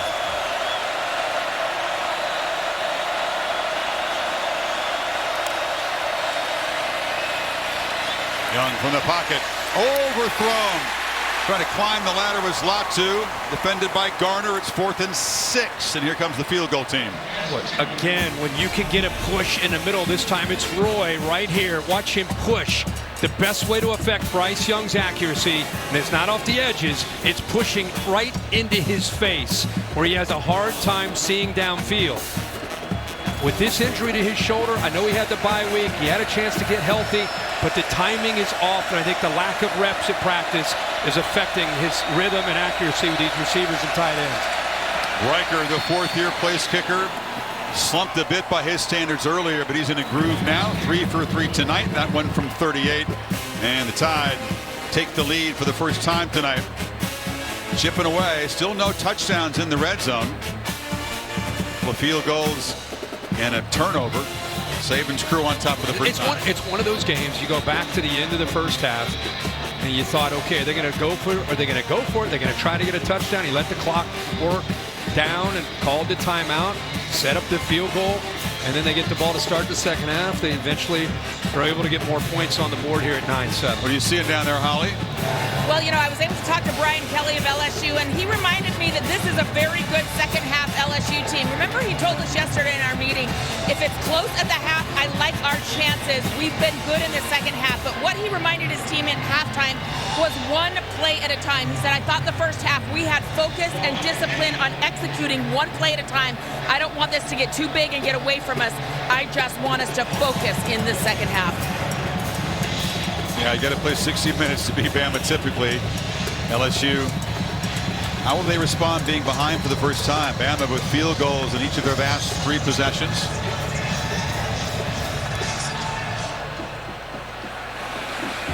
And that kick won't bounce into the end zone. Next, Saturday night, Austin, Texas. One of our favorite stops. TCU come from behind victory at home against Texas Tech to stay undefeated, and Texas is taking care of business tonight so far in Manhattan, Kansas. Bijan Robinson, a big night so far. 2-touchdown lead. 31-17, 7-minute mark and a third. See if they're able to win. They're up ABC, 7:30 Eastern, 4:30 Pacific. Be good. TCU to their best start since that 2010 season, that magical year. 30+ in all 9 games for the Frogs. Daniels delivers a strike right at the marker, and Keishon Booty's begun to get involved tonight, and that's a good thing for this offense. Booty comes back to the football. Branch in pretty good coverage out there in space. Booty gets to his route, but watch how he comes back to the football. If he doesn't do that, that ball's knocked away by Brian Branch, who had tight coverage there. Which receiver can make a big play today? Who can get free? Who can get some yards after the catch? Daniels dancing around, showing the improv skills and the fast speed and the acceleration. And he'll slide safely down in Tide territory. His first big impact run of the night. But Will Anderson and company, watch them chase. They start to go into pursuit. The problem with Jaden Daniels is he can work his way back the other way. You've got to be respectful of that on the backside. If you start to just kind of think, okay, ball's going to our right, let's take off. With his acceleration and vision and ability to cut back, he can make big plays like that one for the first. These guys whip. Byron Young not able to grab him by the ankles that time. Williams plows forward. What a response from this LSU ground game, Holly, as they try to reclaim momentum here. Well, you see Jaden Daniels really dancing, eluding, being slippery on that last run. And he told us the first football he played that was organized as a kid was flag football. He said, I really believe I get some of that escapability because of my flag football background. And you saw it on that last run. Nobody was getting his towel. It was his flag. He has such good wiggle, guys. It's so fun to watch. He said soccer was his first sport. I said, I bet you scored a lot of goals. He said, yeah, I just ran away from everybody. Keep in mind, man, he's 6'3" with that wiggle. That's crazy. With that kind of length.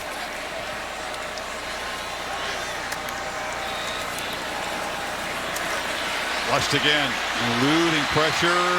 He'll scoot out of bounds in front of Toe. That was a smart move. Anderson pressured him yet again. Yeah, the true freshman. We talked about it earlier. Emory Jones, he's a true freshman going up against the best player in the country. Will Anderson, a little outside move and then back in, and then you chase him down. There's the athletic ability. I mean, think about that. Without that ability, that's a sack. Now it's 3rd and 2. Watching these true freshmen, if you just tuned in, Emory Jones will be on the right side, 50, Will Campbell on the left. 2 true freshmen who are playing high school football, now going up against Alabama on a Saturday night. Tide have had 3 sacks and a lot of pressures. Anderson's had 5 pressures on his own. Williams busts into the secondary, 1st down, and a lot more to the 21 before Helms got him down. Turner, the center, good block here to turn it this way, and then your left guard also makes a nice block. Frazier, move and get up to the linebacker, and now you've got a chance with the former walk-on Josh Williams getting into the 2nd level of that defense with acceleration.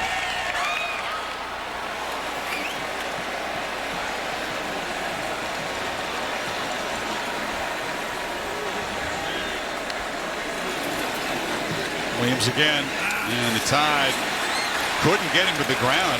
They had him trapped in the backfield, but he escaped. Anderson was there in a hurry. Somehow Will Anderson, who doesn't get talked about enough, 31 to your right, doesn't get talked about enough with his ability to be able to get through these gaps, get into the backfield, and defend the run. But how about the effort by Williams just to keep that play alive, right? Opponents say Will Anderson's a good pass rusher. We're going to run right at him. I said, well, good luck. Good luck with that. Strong hands. Strong, heavy hands. Now you got him outside. Daniels delivers a sideline throw. It's incomplete. Tight coverage on Thomas by Eli Ricks, former Bayou Bengal. Waves his finger and says, not on my watch. They challenged him all week to not be emotional tonight. Pete Golding, also Nick Saban said, Eli, I know you're going back. You're playing against your former team, your former buddies, but we need you locked into what we're doing. He won the starting job a couple weeks ago, and for the most part, that's where he's been, that state of mind. Love to see that.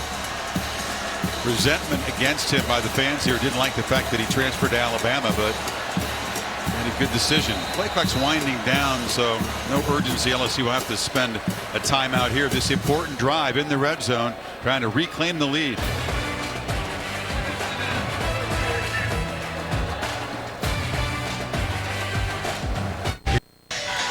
Student section made a difference tonight, making noise down in that left end zone. Taco Bell Live Moss student section contest. Competition continues all year. These folks inspired the first night game of this rivalry since 2006 here. And now Daniels, Kirk, tries to convert on 3rd and 7. Alabama's been pressuring on these 3rd downs. You're going to want to keep an eye on, even if he doesn't throw, the ability to scramble down in the red zone.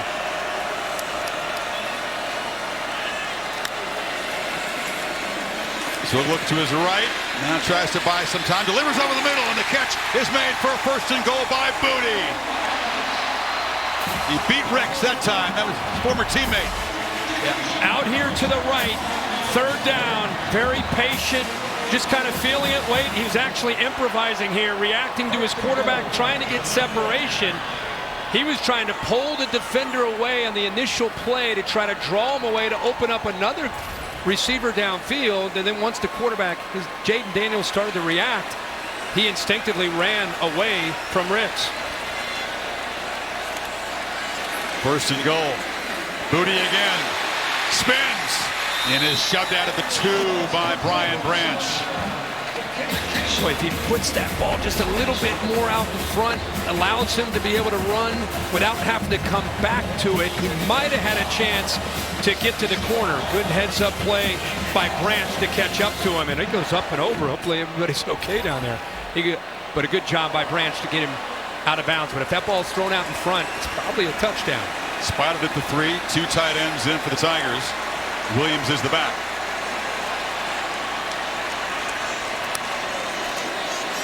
They fake it to him.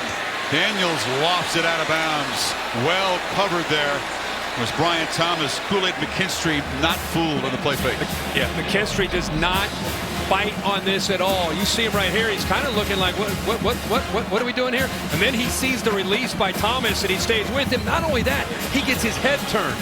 So he's in position, head turned back to look at the quarterback just in case they were trying to get him, to bait him to make the throw. So he's outstanding job. All Daniels could do there is throw it away. What is Mike Denbrock going to cook up here? A crucial play, 3rd and goal.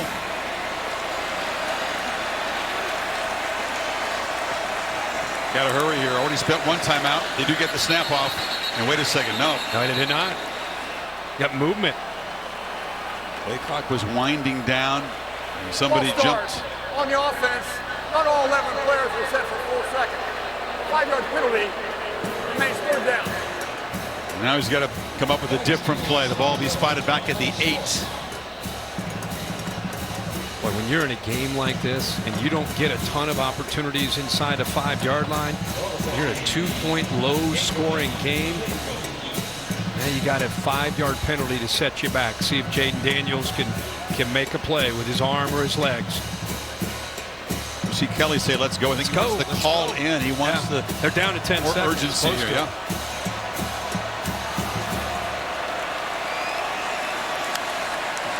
Daniels against pressure, delivers to the end zone.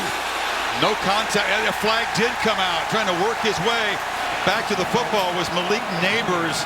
Ricks was in coverage, and there's a flag. Couldn't tell if it was a slip or he got shoved. He pushed him into the ground. He was on him tight. Pass interference. Defense number 7. He's grabbing onto the jersey, and then there is a very physical coverage there. Good call. There was some slippage there, but enough coverage by Ricks, and the ball's at the 2, 1st and goal. And LSU catches a break. Daniels is throwing a fade to the corner. Neighbors is working the back shoulder fade back, and they end up getting interference.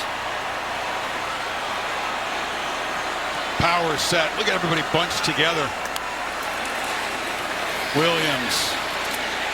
That humanity. Muscles for a touchdown. Tigers back on top.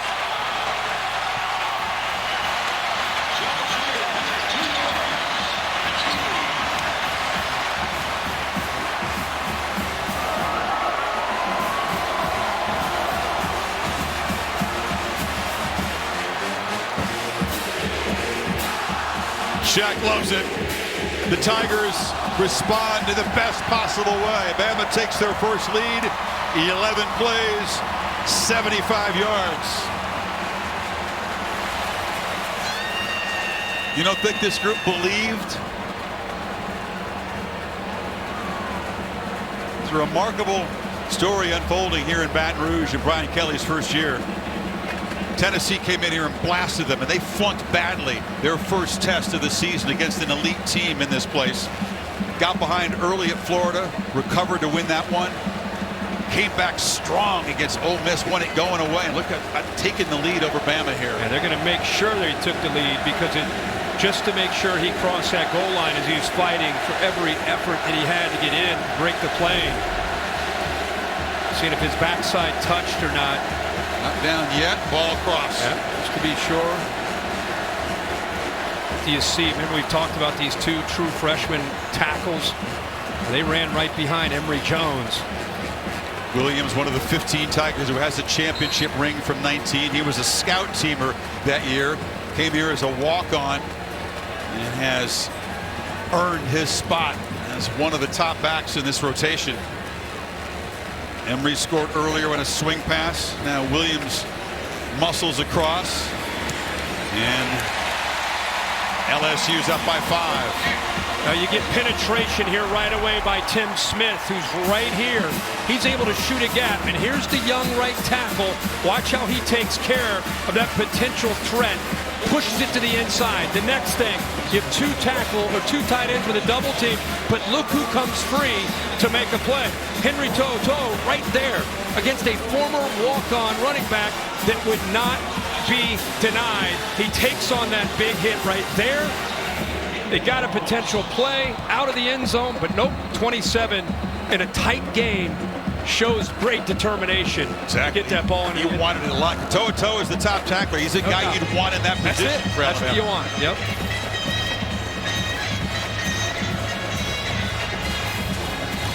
So Bryce Young comes out, answers the bell. They kick a field goal. They get stopped in there, and LSU just responds, and the joint is jumping again. I mean, are you kidding me here? It's fun. You and I, it's just like shoot it into your veins, right? It's possible to have a close game, partner. Just Saturday night in Death Valley in the SEC. Sign me up. Before the Tide take over, a quick word from Verbo. It's Tim Tebow in a Verbo, where you get the whole place to yourself. So it's always just you and your Gators. So 41 and a half minutes of play so far, and Bryce Young and Bama have not yet found the end zone. They're having a little fun down there. These are the drives. These are the moments that we bragged about Bryce Young. The composure, the poise in this atmosphere. See how he does. His left tackle Tyler Steen is back in the game. And Gibbs is hit and falls forward for a yard. Perkins again making a play. Oh, man, chasing that from the backside. By the way, another high snap again. This Young showing his athletic ability over and over, being able to handle some of these snaps. Look at Perkins chasing that thing down. And get used to hearing Harold Perkins' name when you watch LSU football. Number 40, true freshman, will be all over the field over the next couple of years, and not to mention the rest of this year.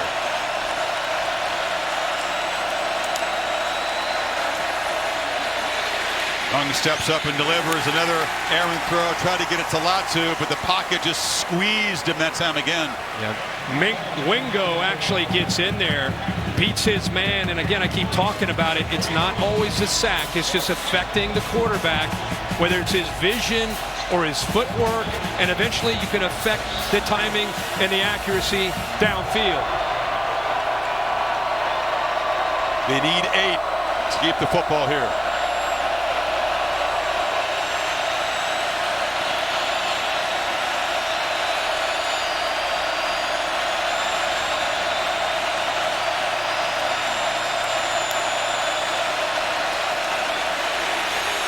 Young chased again.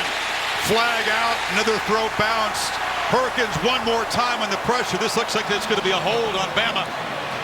He's going to be saying Harold Perkins in his dreams after tonight, maybe his nightmares. He is relentless. Holding on the offense number 65. Penalty is declined. Fourth down. Again, Perkins is a linebacker that can rush as an edge guy. 40 on near side. Watch him get to the inside of J.C. Latham. And look at his right hand. You got to hold him to keep him away from Bryce Young. And then he gets up off of the ground to try to chase him down again. Wow. So the speed you talked about, the power, and then they push him relentless effort. And then he's got a motor to go with it. And a whistle before the punt by Burnett. False start. Offense number 19. 5-yard penalty. Fourth down. It's just amazing to think that in an environment like this, against athletes, that a guy who was playing high school football a year ago at that position, that linebacker position, can affect the game. And the Heisman Trophy winner as much as Perkins has done tonight. And he's done it from the opening drive to this pass drive that Bryce Young was out on the field, and he's been everywhere.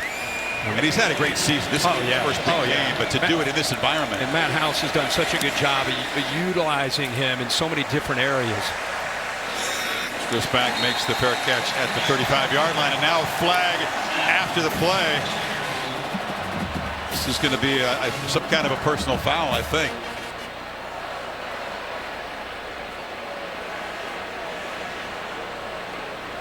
I think that's going to be on LSU.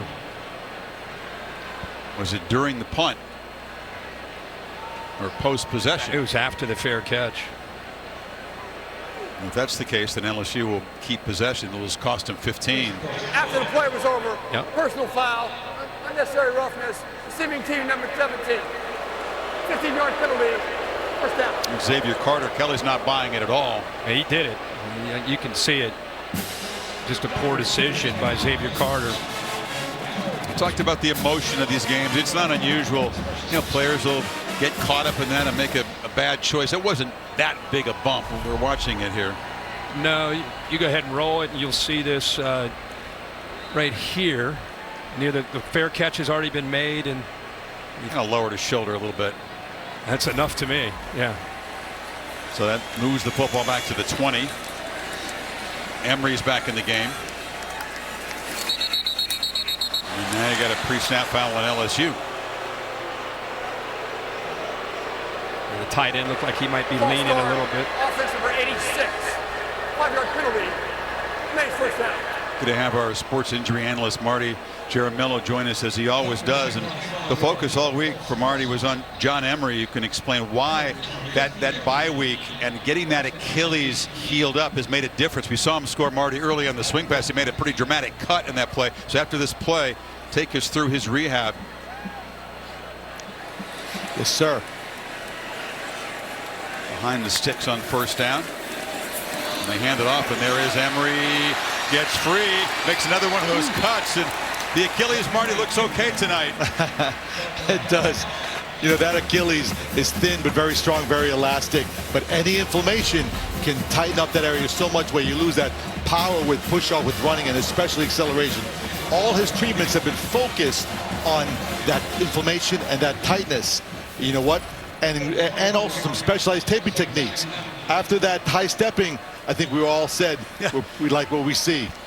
And they're glad to have him back and healthy. He is a difference maker. Got 6 yards in that carry, and now Daniels on the move, flips it over, and then across the middle, catch is made by Booty, who wasn't targeted for about the first 20 minutes of the game, but now is heavily involved. Design rollout, move that launch point away from the pressure. Bring the receiver from the outside back in. That defense is flowing, try to get to the field. They're trying to get to those threats out on the outside. And they brought Booty back to the inside there where he was all left alone. Trots to the sideline to be looked at after his 6th catch tonight. Keeper took a look at Taylor, the tight end, and now he wants him to throw a block. And the young guy was still in receiver mode, didn't get up there. Man, I'll tell you, if you think back to that Florida State LSU game, when they didn't know each other, the coaches didn't know the players didn't know the coaches. I think a lot of people looked at that game and thought, okay, forget about LSU this year. But there's Mike Dimbrock, the offensive coordinator. Right around the middle of the year, they started to learn more and more about Jaden Daniels, who he is. Jaden Daniels got more and more comfortable with the players around him, especially the receivers, became more decisive, and they started to find an identity, taking advantage of his ability to run and throw, and now they've become a dangerous offense. You got a dangerous quarterback who's on the move, runs again, cannot escape the play that time. Remember, he drove him down the field on the opener against the Seminoles. It was the blocked extra point that led to the loss, but he was very nearly the hero of his first game here. Yeah, it's been remarkable to see, and you know, to the point where if you think back to that game, they lose that game and you get caught up in all the other big names and big games. They're forgotten about, and now they put themselves in a position. People are focused on Alabama with that 6 next to them. Don't sleep on the importance of this game for LSU and what's at stake for the Tigers tonight. If they can come up with a win and somehow close this game out, they still can get to Atlanta. They have control of it. Control it, of course. Oh, it was behind Booty, who's made all the receptions for LSU in this quarter, but now it's 4th down, so a little off target there. Just a little bit behind his receiver, but a ball that he would normally catch, and especially on 3rd down. He holds on to that. He's really close to getting a 1st down. Yeah, I mean, they win tonight. Not just Atlanta, but still keeping their dreams alive of daring to dare. Not impossible. No. A 2-loss team has made the playoff, but if they were a 2-loss SEC champ with wins over Alabama and Georgia, they'd make a case, but long way to go here. Oh, yeah. Kinstry back to return this punt. Bramlett's been effective punting tonight. This one bounces and is going to take a sideways and check up at the 24. We talked about the SEC ways to snowy Atlanta here. Tigers, that's Ole Miss. Don't forget about them. Yeah. They climb the mountain. The yodeling, such a part of SEC football. And coming in at 4-1. Arkansas on the road. A&M on the road. Those are the remaining conference games for LSU. Their last home game is against UAB. Alabama at the Grove at Oxford next week. A big one. Even if they get through tonight, another tough challenge with Lane Kiffin. Really their last big challenge. Remember, the LSU has the tiebreak over Ole Miss and would have it over the Tide if they can hold on to this lead tonight. 1 second to go. We're in the 3rd quarter. And Young almost intercepted. Oh, he threw it behind Garner there, but had his hand on it. Burton was the receiver. The ball just comes out. I thought it might have been tipped. Look at the spin, the lack of spin. And the ball's behind his receiver and almost the interception. Final quarter at Tiger Stadium. LSU looking for a defining victory in the Brian Kelly era. Leads it by 5.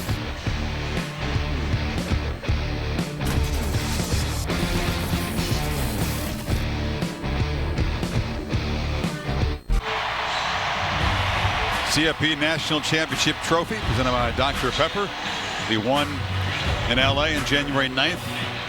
Saban had more of those than anybody, but the playoff hopes on the line for Alabama here in the final quarter.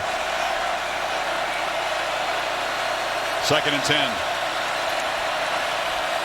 Gibbs in space. Look out. He can fly. Fastest member of the Crimson Tide team scoots out of bounds at the 40. Boucher finally forced him out, but he's a game changer. Watch this offensive line. Able to take on that slant, and then there's the instincts to cut back. Who else does Alabama turn to? They're on the ropes right now, on the road. The quarterback who usually comes through is not able to make plays yet, so you get the ball to Gibbs, your playmaker. Bama finally at 100 rushing yards tonight. Gibbs has got it again. Much more dynamic running game than last year. Last year you talked about the downfield shots, Young's passing. Robinson was a solid back, but does not have Gibbs' ability to threaten the defense and take it to the house. No, very different. Saw Harold Perkins go down here. Freshman who's been the star for this LSU defense tonight. Quickly attended to. Yeah, he came up limping there, and he just ended up going down to get the training staff out. Let's go back to look at this long run. Look at that offensive line. Nice job of being able to handle that slant and angle. Actually, that's the play right after it. Still positive yards. Perkins is jogging off the field. Jogging with a slight limp. Yeah.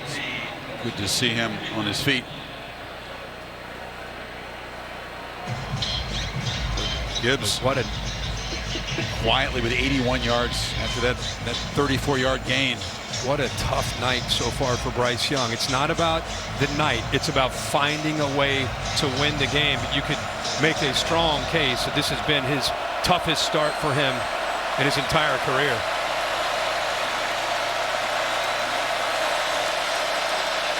There's good protection this time, and flips it short.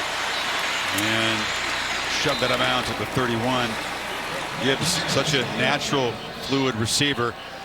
The last guy for this team to lead them in rushing and receptions was Bobby Humphrey. Remember the great Bobby Humphrey way back. Bobby Humphrey, his son Marlon, of course, playing with the Ravens, one of the top corners in the game. Gibbs, the first since Humphrey to do what he's doing tonight. 26, I want to say? Yeah. And then again, not on the same page. Brooks and Young that time. Yeah, more of the same. And if you show this route, you can see, and they're talking to each other right now to try to get on the same page. Just not understanding. You got a corner that's up tight. Is it man? Is it zone? Bryce comes off of it. He's expecting him to come off of that. You can see Jacory looks back at him, and then they came together and talked about it.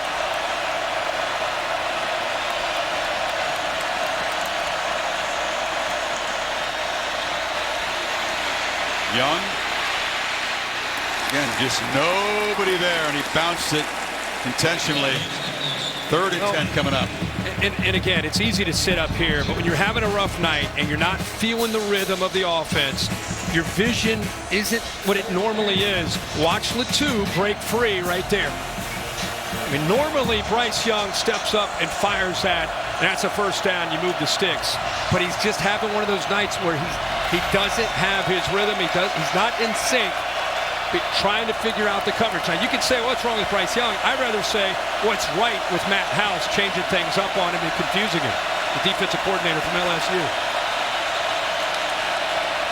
3rd and 10. Young trying to improvise, goes to the edge, and he'll be dropped. A flag down in the secondary. Mekhi Wingo made the sack way back at the 38. He ran right back out of field goal range. Yeah, they might get holding in the back end by Bernard Converse. Once he went into scramble mode, you know, the defensive backs are trying to plaster. They're trying to stick with those receivers, which is tough to do when he's back there scrambling and buying time, and you got receivers that are trying to break free. Milekior signaled that it's on LSU, and that makes sense. I think they're going to get him. He was trying to stay with Isaiah Bond. This would be a big break, obviously, for Bama. Automatic first down would go with that hold. They were going to be dropped way out of field goal range after that sack. On the play, both the live ball holding on the defense, number 24, will be declined. Personal foul, face mask, also on the defense will be accepted. 15 yards, previous spot, automatic first down. And so they had penalties downfield, but actually Bryce Young, it's when he's running for his life right before he goes down, is what they ended up going with on Ojulari. Good call there. And instead of being sacked back out of field goal range, the Tide are set up for the first down in the red zone. Ball will be placed at the 16. Yeah, we're going to remember that play if they score a touchdown. That would have been fourth down. Yep.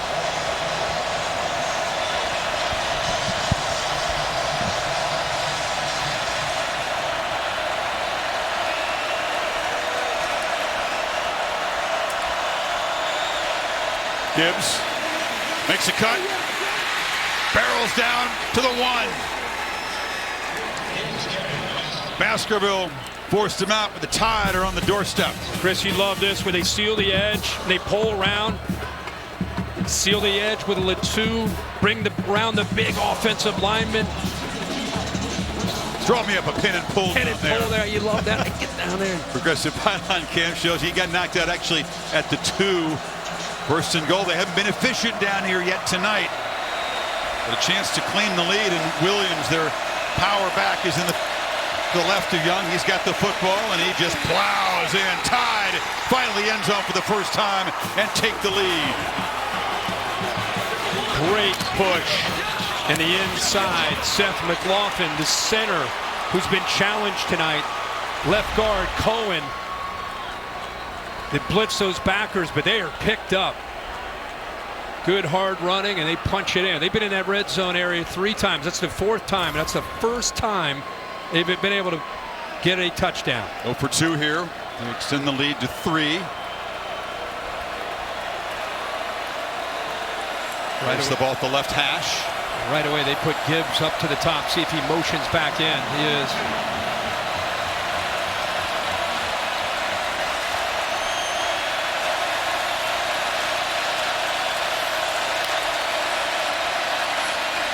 Young flips it incomplete. Looking for a flag was Ja'Cory Brooks in the end zone. There isn't one, but the face mask flag loomed large. Tide go 76-8. 1-point lead for Saban's crew.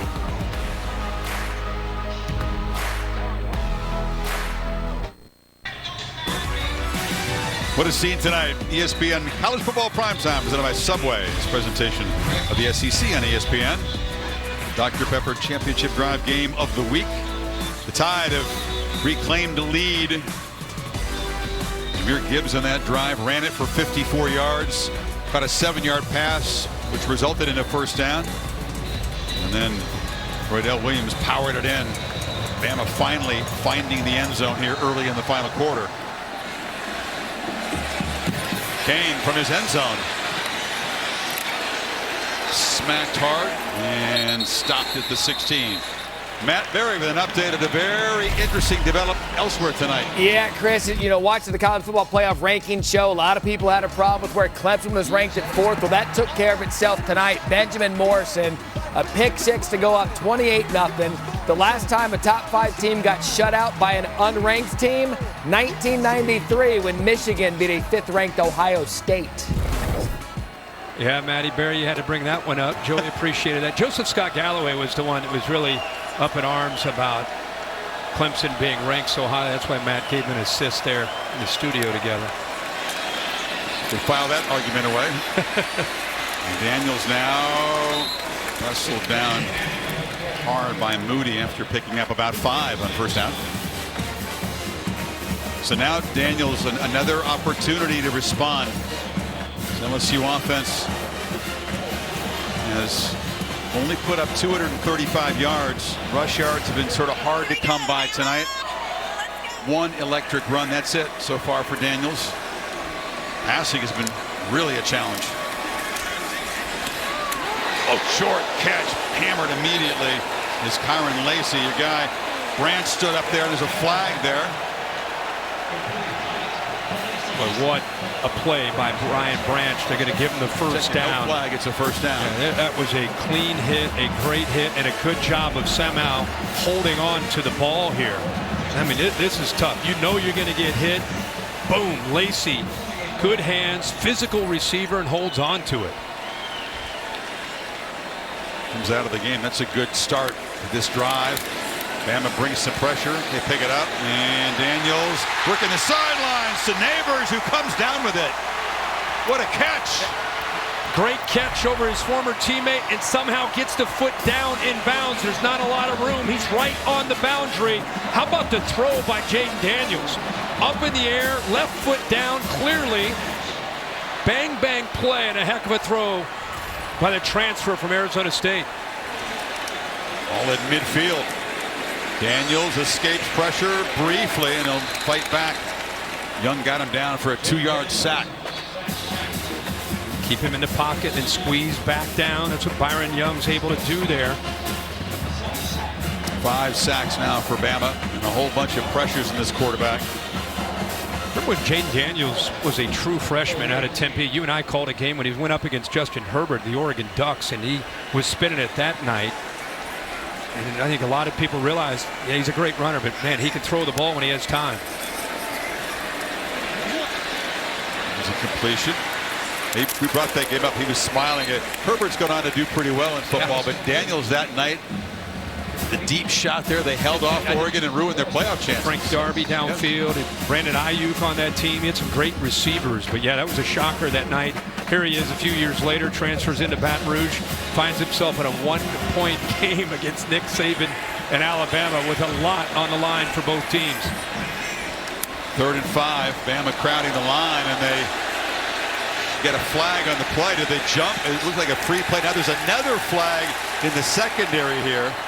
That was a herky-jerky start to the play. Flags all over the place.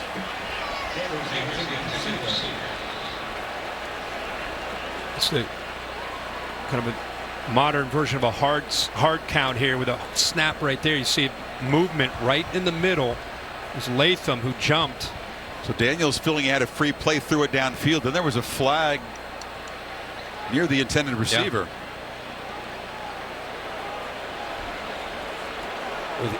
Well, it was Ricks in coverage where that flag came out against Neighbors. Nick Saban saying, what are we doing here? That ball wasn't catchable. What are you doing?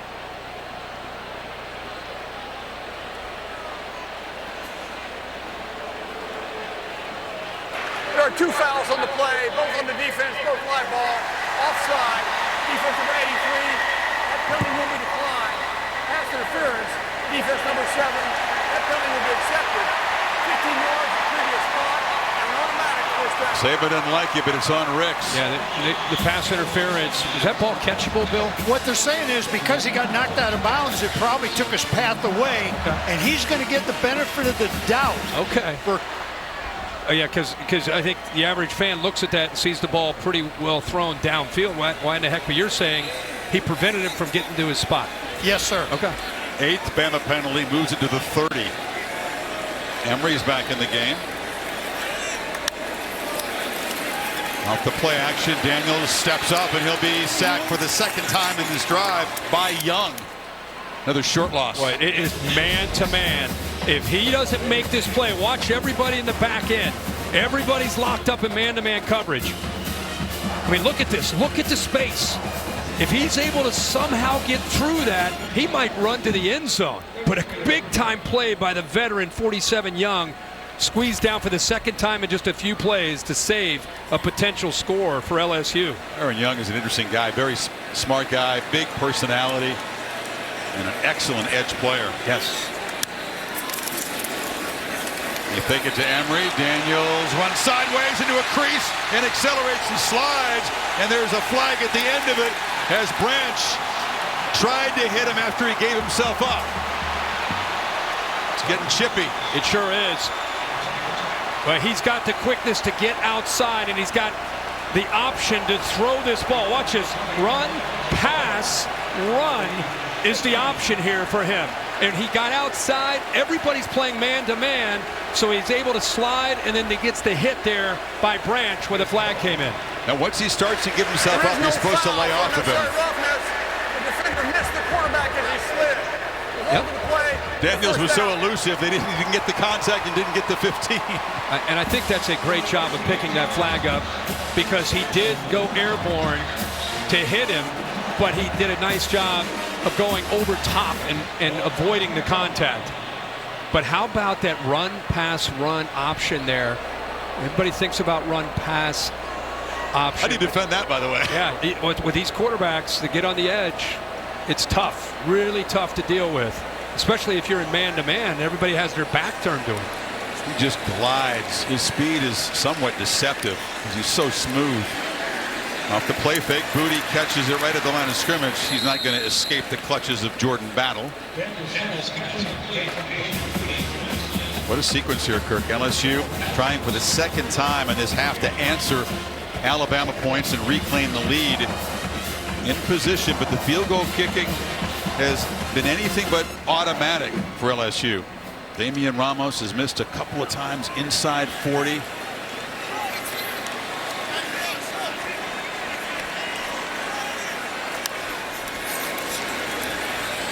Daniels, a short dart. Good work by Neighbors. He made the high acrobatic catch a moment ago, fights hard and makes it a 3rd and short here. Yeah, the other thing is Daniels, remember we talked early in the year, he was a little hesitant. As the year has gone on, he's been more decisive. There's another example. Get the ball to your hands in a hurry. If your senior man is open, get it to him and give him a chance to fight for some yards. And this drive started at their own 17, under 8 minutes to go. Big 3rd down play. Williams in the game. Daniels running all the way, but the Tides swarm him. They string it out and drop him for a loss. Jordan Battle along with Jalen Moody, and now it's a 4th and longer. Yeah, just a good job here. To's out here. He gets involved, but it's also these top 2 defenders. They know they have to set this edge. Battle is going to work his way out there. There's Toe. And then eventually Moody cleans it up. So here is Ramos. He's a walk-on redshirt freshman from Baltimore. He's missed a couple of times this year inside 40. Kelly still has confidence in him from 32 to retake the lead in the final 7 minutes. No problem. Smooth technique. LSU on top again. 6:52 remaining.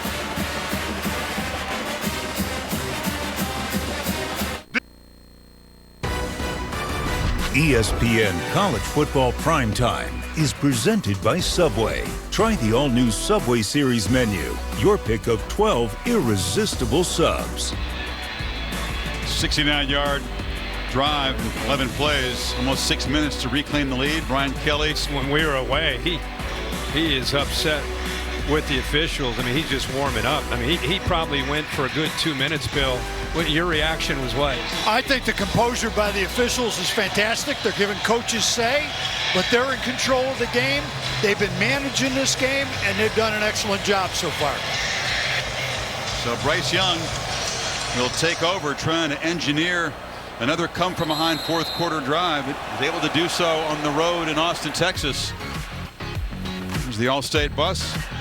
Curtis piloting to Baton Rouge. What's your All-State mayhem moment today? Well, you got to look back at the Georgia-Tennessee game where early, this is the opening drive, Stetson Bennett sets the tone, fighting to get to the corner, and he does. He, of course, says, yeah, give me a call. I guess they got his phone number in Knoxville. They were calling him all night. He said, you can give me a call now. The defense was outstanding.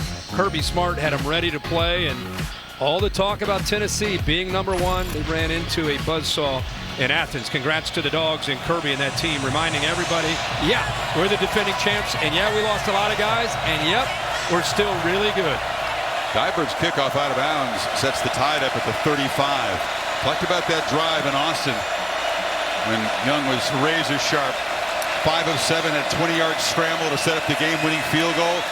They do it again in an even more hostile environment. Gibbs takes the pass, scoots for 8. Holly? Well, Bryce Young won the Heisman last year because he's typically calm in moments like this. You were just talking about it, Chris, and before they took the field right this minute, he had a huge smile on his face. Let's go, boys, clapping his hands. He lives for this moment. He's loving it down here. Did it in the Iron Bowl, didn't he? Oh, yeah. He does live for these moments. Yep. Crab will try to make it as tough as humanly possible. It's a first down run to the 45 by Gibbs. Keep in mind, a big factor in this game tonight has been to play the true freshman Harold Perkins, who went out of the game. He's now coming back into the game. And when they Alabama scored, he was on the sideline. So let's keep an eye on his health, see how effective he can be. He's had a big night. He had a whole pit crew working on. They're working on the hamstring. He had the oxygen going. See if he can make a play here. Final 6 minutes.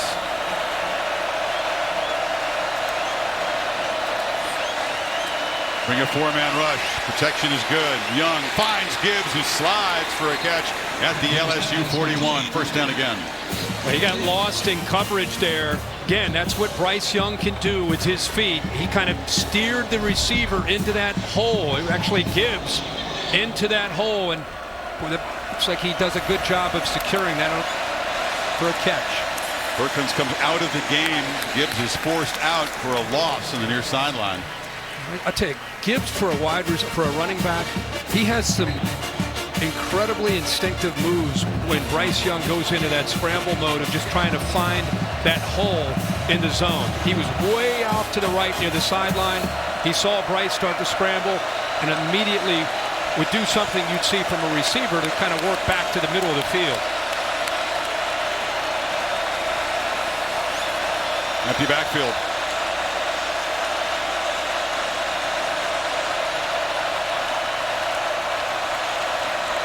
They show pressure and bring it. It's picked up. Young launching downfield. Diving attempt by Brooks. Just couldn't come up with it. Garner in coverage. Garner loves that press coverage. Has good length. He's 6'2". Actually, Brooks gets by him. Had a chance. Unable to convert there. That's a good matchup there into the boundary.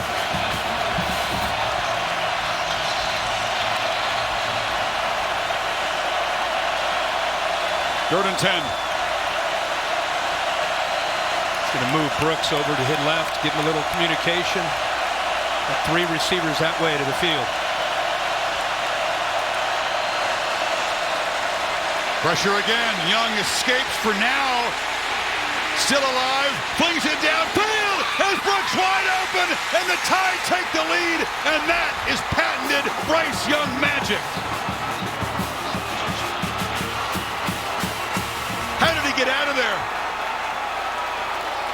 Wow, Chris, that's why you're Bryce Young, even though you're not having a great night.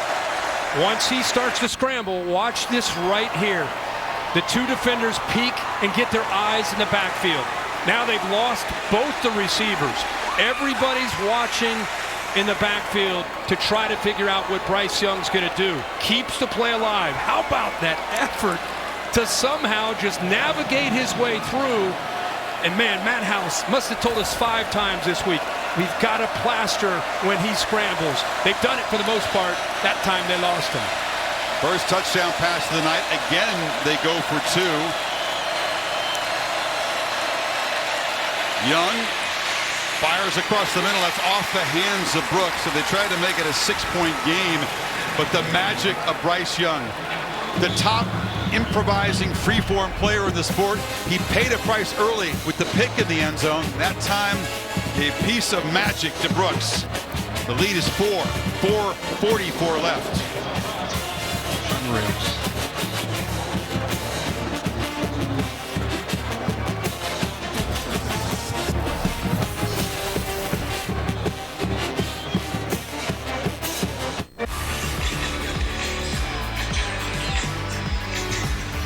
How much fun is this? Alabama and LSU, the first Saturday in November. And we've had 5 lead changes in the second half. So this one back and forth developed into another classic in this great rivalry. And now it's LSU's turn to try to answer.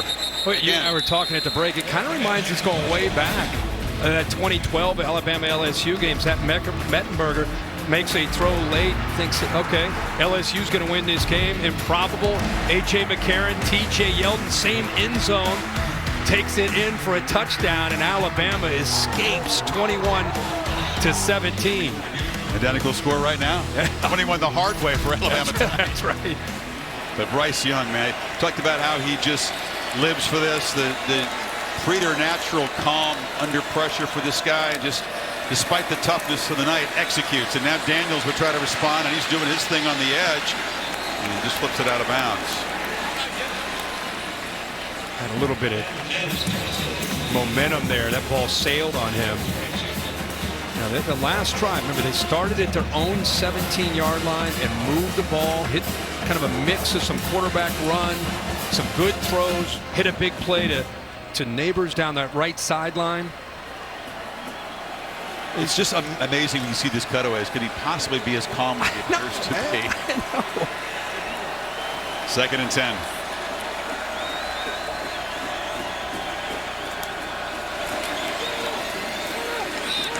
Making a cut, powering for about 4 yards there before Jalen Moody got Emory down. A reminder that the control of the SEC West is at stake for the winner of this game. LSU's already beaten Ole Miss. Bama's got Ole Miss coming up, and you can see that chance to reach Atlanta if they win here for Alabama. Yeah, pretty strong. Yep. For LSU as well. Big 3rd down here. Getting close to 4 minutes to go. They're using a lot of clock. They had to spend a timeout earlier in the half, so just 2 remaining.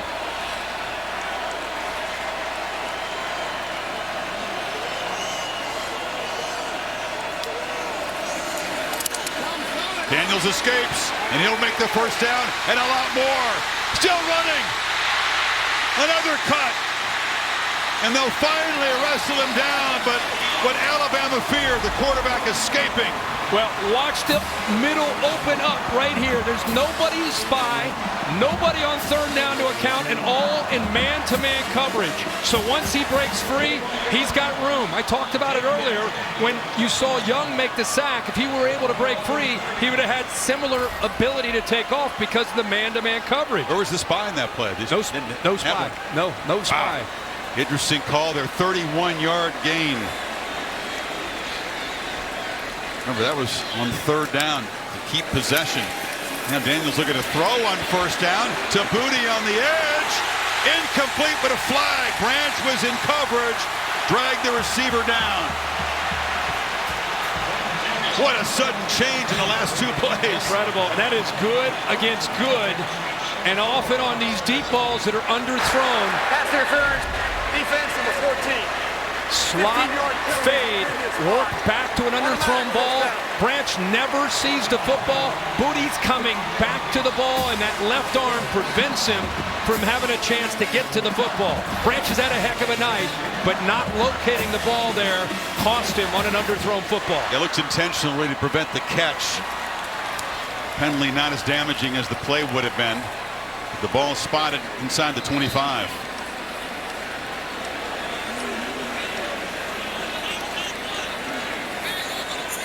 He knows he may have to potentially work his magic again.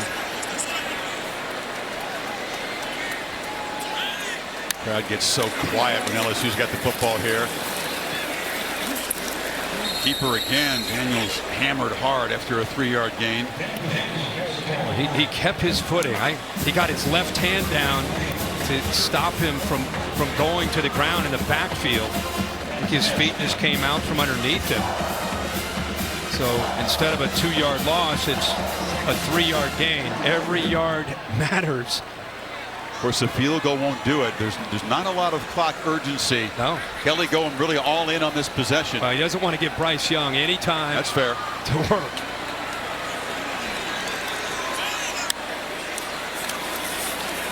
Daniels scanning across the middle, incomplete. Tried to get it low to Brian Thomas. And it's 3rd and 7. You know, he's working to the left in the pocket, and I really feel that instead of being able to get his feet set, that momentum going to the left ends up affecting the accuracy of the ball.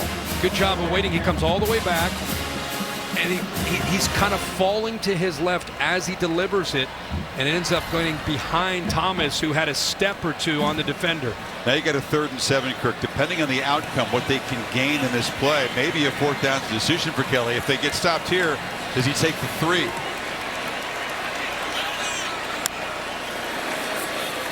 They run it. Williams breaks free. No decision to be made yet. It's 1st and goal, LSU. What a clutch run right up the gut. I mean, that's an incredible run by a former walk-on. Moody, 42, watch him. Right there, he's down. I think you and I are thinking, okay, but his low center of gravity, 5'9", 200 pounds, and a massive will to get what he needed to get for that 1st down. I mean, he's 6 yards short, 5 yards short of that marker where he is hit. Williams has a breather. Emery's in the game on 1st and goal.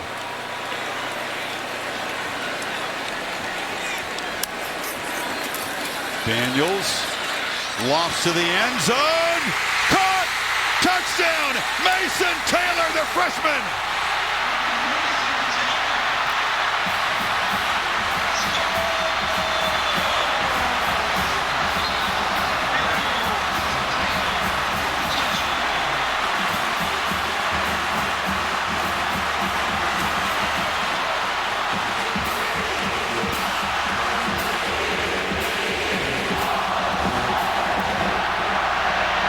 There's Bedlam in Baton Rouge as Daniels answers the magic of his old Pop Warner friendly rival with some of his own.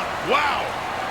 And how about the true freshman, Mason Taylor, the son of Jason Taylor, making that play in the corner of the end zone to give the Tigers the lead. And the throw by Jaden Daniels.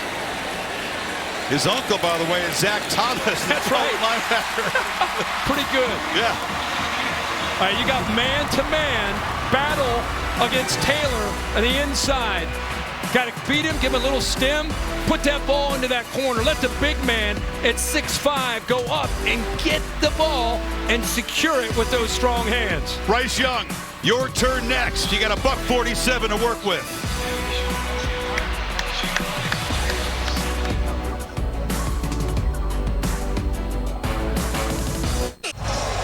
4th lead chance here in the 4th quarter.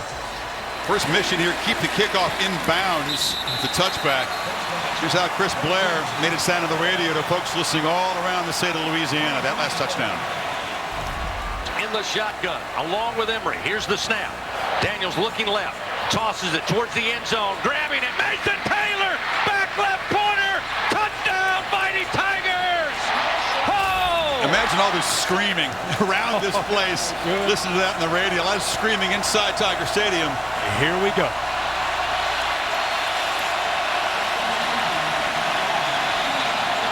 Died 75 from the end zone. Reichert's field goal range about 50 to 55.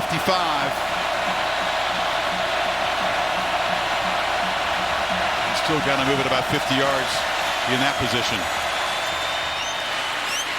And the catch made by Latu, and that's a good start to the drive out to the 40. You keep Perkins as a spy. You take him away from coverage. Great call there by Bill O'Brien. Latu, easy completion to get this drive started. Watch the composure of Bryce Young and with that clock running.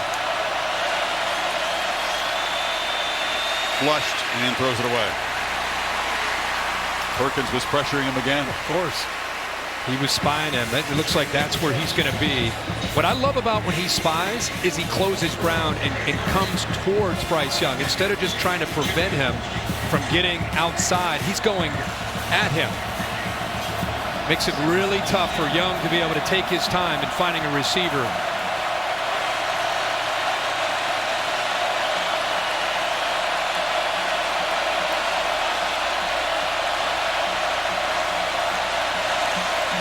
Three-man rush. And a low throw caught by Brooks as he goes to the ground. It's going to be 3rd and long. Yeah, again, Matt House kind of mixing these looks up and playing some zone. That time he went man-to-man. Guys are on islands. Who can win those one-on-one battles? Saban saving his timeouts. And 3rd down, Young converts again. Catch made by Burton, skips out of bounds at the LSU 43. You got to get separation, and he does. From Mekhi Garner over here, who I just said, who's going to win the one-on-one battles? Able to get separation right at the top of the route in a well-timed throw, a little bit behind him, but because he got it out early, it gave Burton a chance to adjust and make the catch. Final minute. Tigers are showing some pressure here pre-snap. And he sees the same thing you're seeing, Chris. Make an adjustment. See if LSU drops out. They're coming.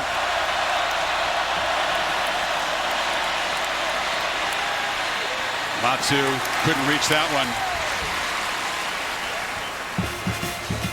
Love the pre-snap adjustments back and forth. Who can make that snap decision? Yeah, on either side. I think he got the matchup that he wanted with the two. Watch his feet. He just looks a little unsettled, uncomfortable. He's beaten. I mean, he has the tight end open. He just didn't really get his feet set the way he normally would to make an accurate throw.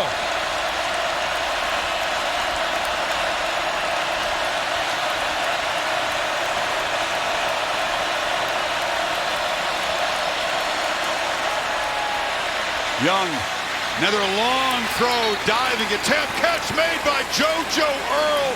His first of the night is a huge one at the 28. The timing here is incredible. He makes this throw, the anticipation, and a night where he's not been in sync with his receivers before Earl came out of his break. Right back to work. And this one's a throwaway. JoJo Earl, part of that receiving core. An interesting piece. They thought he might play a big role tonight. He hasn't until that moment. Yeah, you go back to that throw, the timing of that, what you couldn't see is when the ball came out.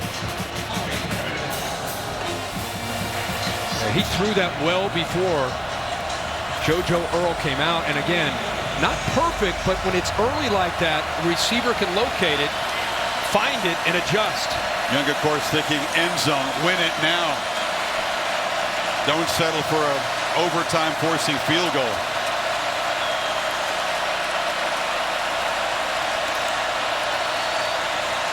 Pressure again off his back foot, lofting to the end zone and incomplete. Brooks knocking about 3 cheerleaders down over there. But they've been showing zone pressure. They've not been playing straight up zero. I mean, they brought everybody, no safeties in the middle.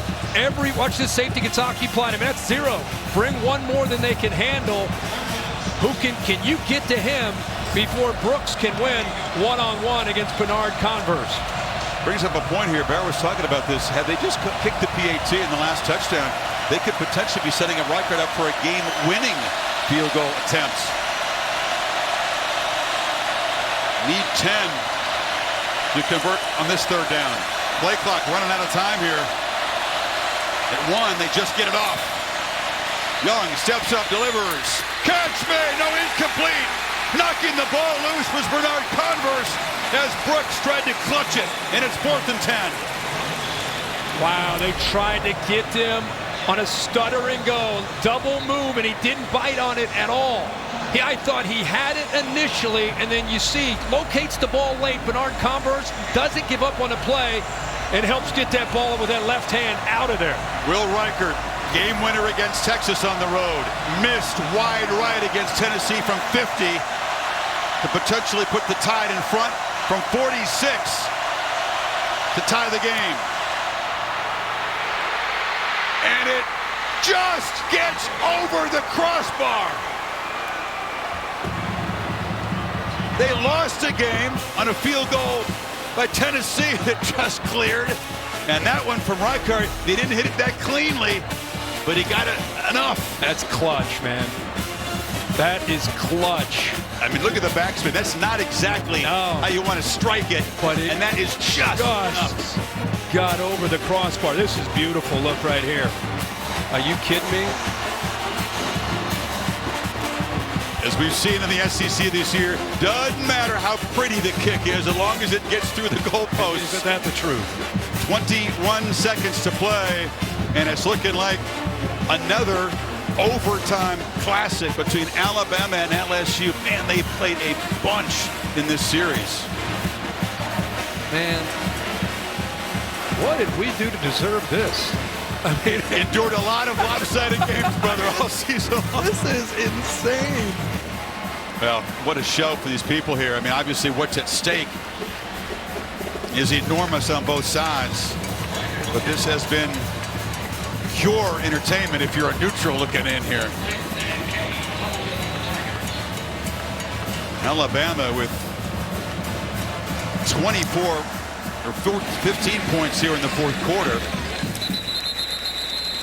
And it's been an eventful day for the CFP rankings, brought to you by Allstate. We talked about the troubles of Clemson losing at Notre Dame. Their first loss, they'll plummet out. TCU held on. Georgia figures to jump to #1. You would figure over Ohio State with the win. Yeah, I would think so. Ohio State, as you mentioned, has struggled. Michigan was behind at Rutgers for a while. Yeah, they've had trouble with them for whatever reason, but they're up huge now. And we got Alabama and LSU. TCU wins.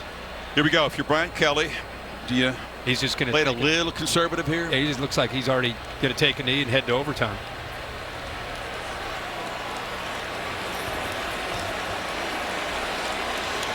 The crowd's not feeling that.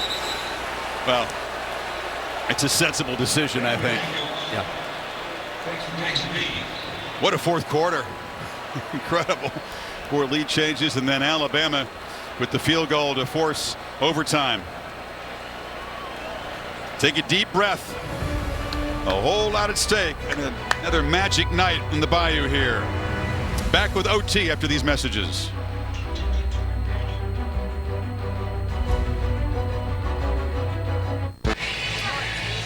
Back for the coin toss.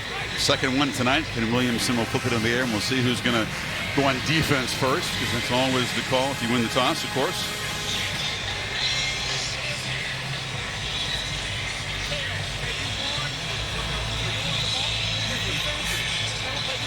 LSU won the toss, and Bryce Young and Alabama will be on offense, and he pointed to the direction away from the students.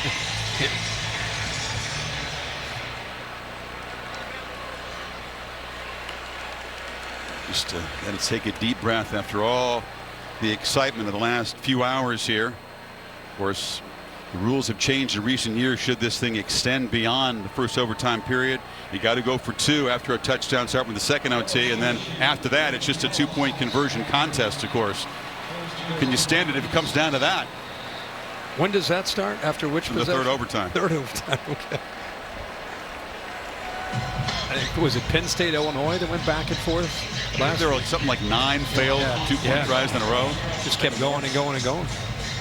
Will Reichard with that clutch field goal to force this OT. Becomes the kicking career scoring leader. 387 points. Surpassing Lee Tiffin, who was a clutch kicker for the Tide. So now, Bryce Young right back to work. Bill O'Brien thinking, what's my best stuff here? This is like 2 boxers going out in the last round kind of thing.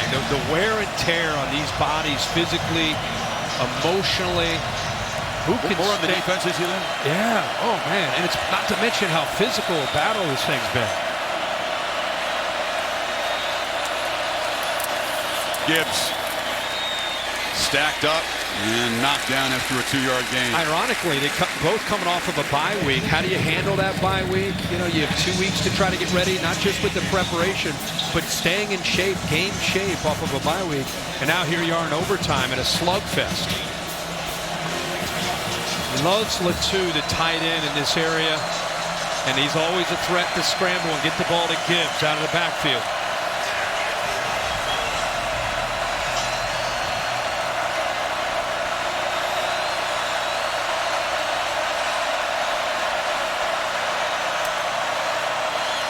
Young sidesteps traffic, motors right on cue. Kirk, it's a first down. He's at the 11. The escapability and the improv skills. Yeah, they play man-to-man, so this is much like what we've seen with Daniels on the other side. Where's the spy this time? They don't have it.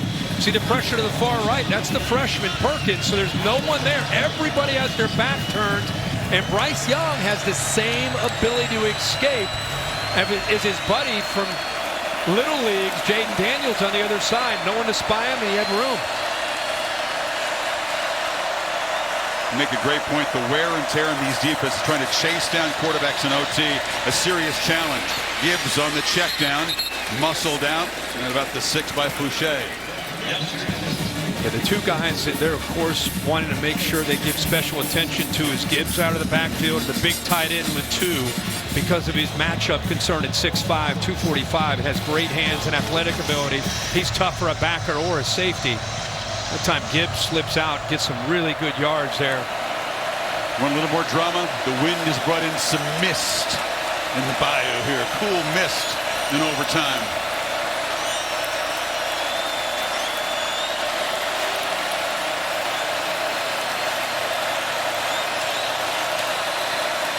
Young looking to his right, throws to the end zone, batted in the air, incomplete. Fouché got a hand in on Brooks that time. Boy, he watched Brooks the whole time coming on the blitz. Watch his eyes. He's watching him right now. He sees him, got the slant, boom. And then pretty good coverage again by Bernard Converse with the left hand. Try to keep that right hand off from grabbing onto the hip, but the left hand works around to knock that ball away, but he read Brooks on the blitz to give him that potential slant. What a game Bernard Converse has had tonight. And he's played incredibly well. The pick earlier, 3rd and 4.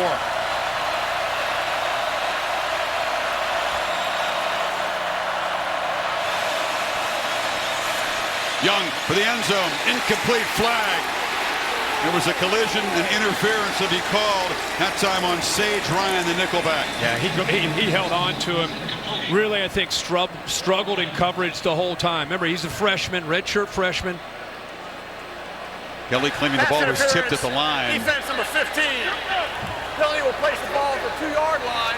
Lose an automatic first down. See if they have a case here about the ball being deflected. Makai Wingo, 92, if he did tip it. But see, look at that. I mean, he's holding on to him the whole time.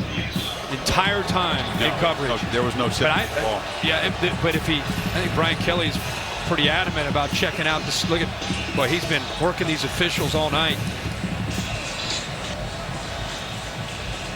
We're comparing him to a feisty former baseball manager. Let's see if that 92. See if he gets a. Oh boy, I mean, does he? Bill, what do you got here? They're going to review it. It's a tip pass. The tip pass is going to take off the interference. You think that is a tip? I have a tip pass on this one. Really? It's amazing, Bill. How do you see that? I'm not sure he did. Let's back that up. Yeah, if it is, it's a fingertip. Come on. Going on the field with a pass interference against the defense and ruling that the pass was not tipped. The previous play is under review. A tip pass is a tip pass. Of course, but here's a good look at it, Bill. I mean, the ball rotation doesn't get affected. Come on, Bill. Talk to me you saw a fingertip there? You said it like it's a given. I'm like, what are you talking about? They're going to review it. We have one view that shows the ball being tipped by a finger. So you right? That would be the view you're talking about, right? Is that? Are you positive you can see that's tipped? And it's. And that's the difference between first and goal. He said it like, what are you talking? Why are you even asking me about this? Well, I'm glad I'm not in that booth making this call. Hey, they've had their work tonight. Not only have the officials on the field done a job, but that replay booth, they've been busy and they've been on the money. There was the weird call where it was a fumble by Latu, but then it was ruled that he touched the ball with a fingertip. Well, he was out of bounds, and that gave Bama possession back earlier. If we go back, if this ends up being tipped and they reverse this, it's going to be 4th and 4. Yep. Not 4th and goal, 4th and 4 at the 6-yard line. I mean, you see what you want to see. The LSU fans are convinced they're showing into the Jumbotron that was touched. And of course, I have Bama fans texting me saying, what are you talking about? That ball wasn't tipped. So you're right. Which lens are you looking at? If it was touched by a fingertip, it wasn't enough to change the spin or the trajectory of the ball. But that's not the rule. No, I know. But you're trying to judge, was it touched? You look for the ball behaving differently after it was touched. This is going to be really interesting. Think? Ooh, here we go. After further review, the ruling on the field stands. So no tipping of the ball. The interference call will set Alabama up at the 2, first and goal. I couldn't see it personally, but everybody's. I didn't think it was enough evidence that he definitely touched it, because the ball didn't change trajectory at all. But the emotion on the field with these head coaches, you just saw Nick Saban up and down the sideline, fired up. Now we got Brian Kelly. I think you and I saw it the same way. Of course, it comes down to a replay where the tip of his glove touched the pigskin. Here we go. Fresh set of downs, 2 yards away from taking the lead in the top of the first.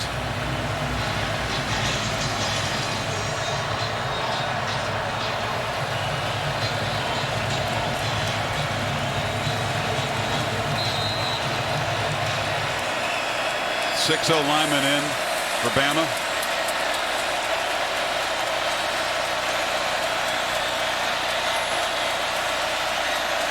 Gibbs is the back.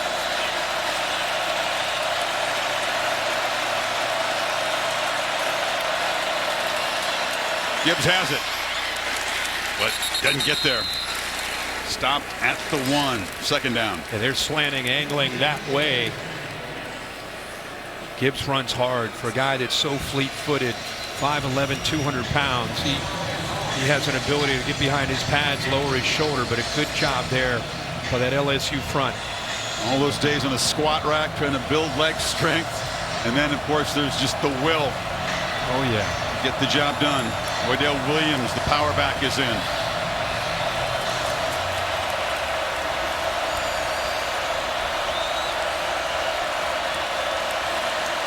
It's Williams' turn, and he's knocked down short of the goal line by Ojulari. Third down. Ojulari holding on to that edge of that defense, does a good job of getting off his block, and then he's just able, with his power, 250 pounds, boom, right there. I mean, he makes that hit. Williams goes straight back, straight down and backwards, but they're inside the 1 yard line now. Here we go.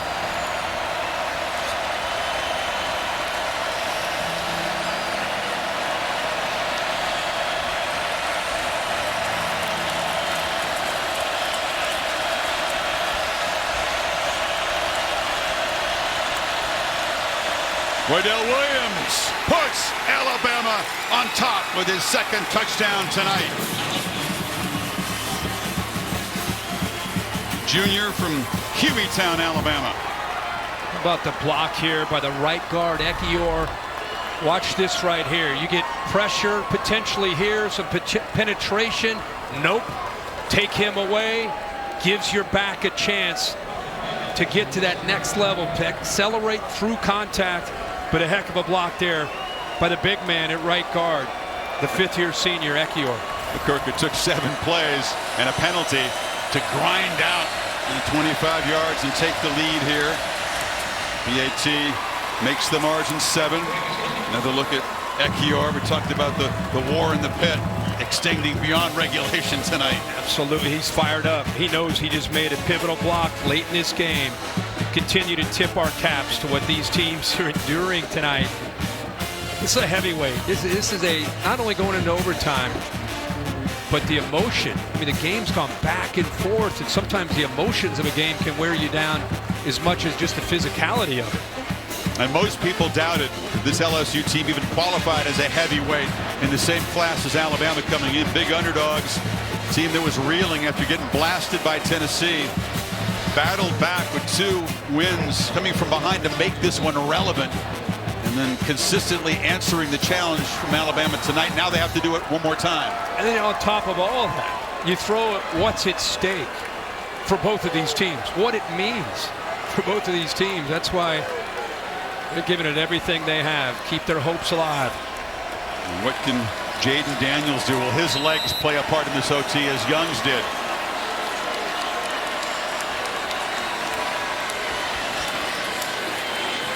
Keeper escapes, makes a cut. Daniels in space. He'll score!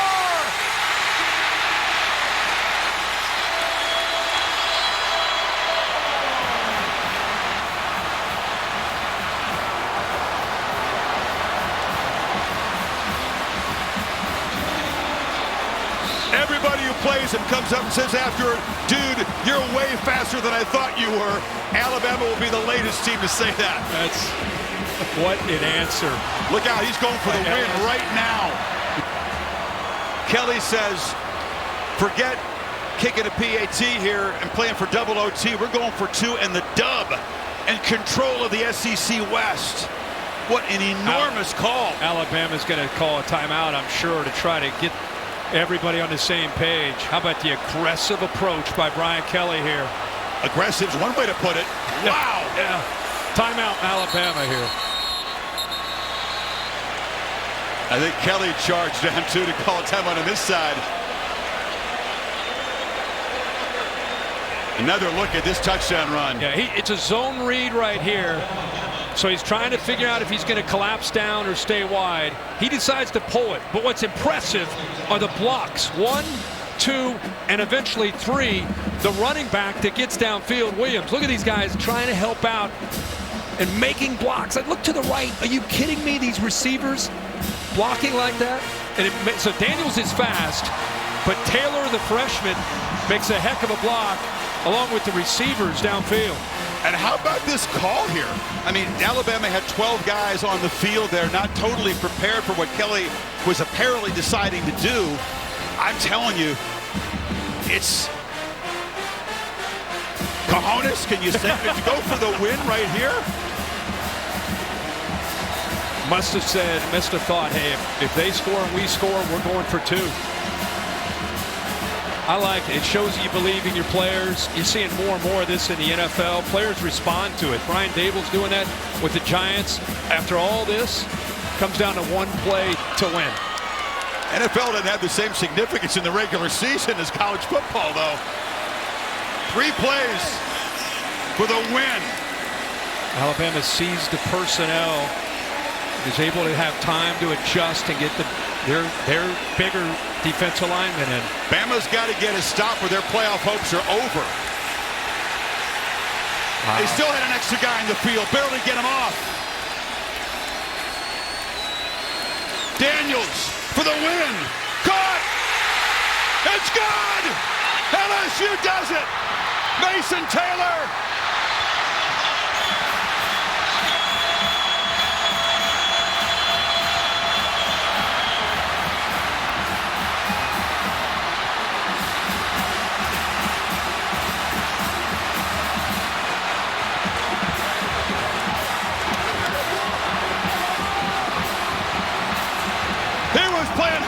Football a year ago.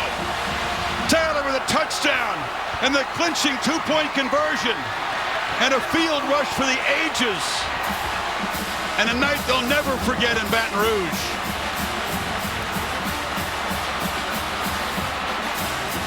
Brian Kelly, aggressive, and it pays off.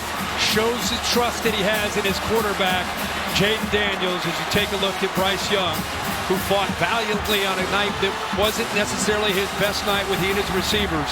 But it comes down to Brian Kelly's call with Jaden Daniels. And on cue, a huge fog has rolled in to Tiger Stadium.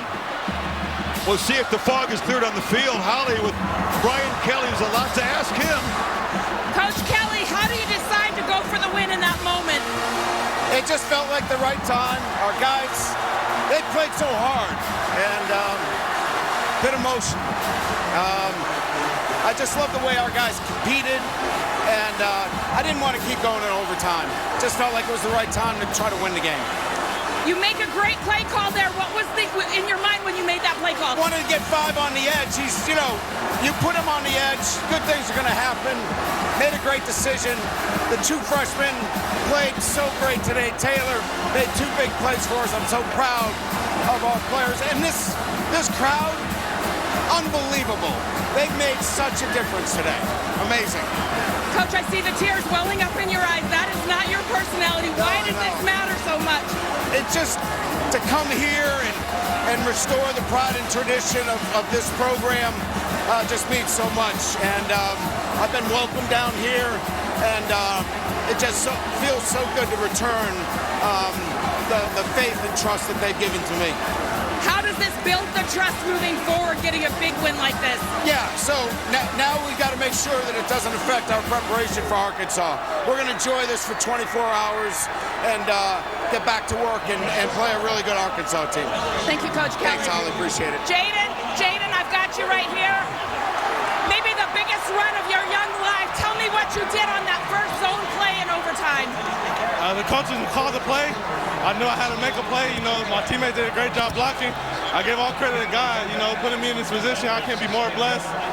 Great block by Josh Williams, you know, freed me up. You know, we won the game from that. What went through your mind when Coach decided to go for it and try to win this game and not tie it?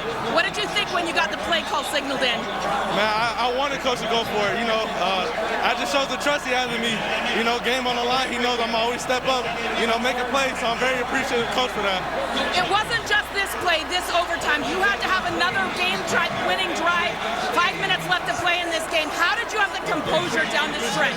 Yeah, that's just me, you know, always being cool, calm, you know, collective, you know, and I give all thanks to God, you know, putting me in positions like this, you know, I'm blessed.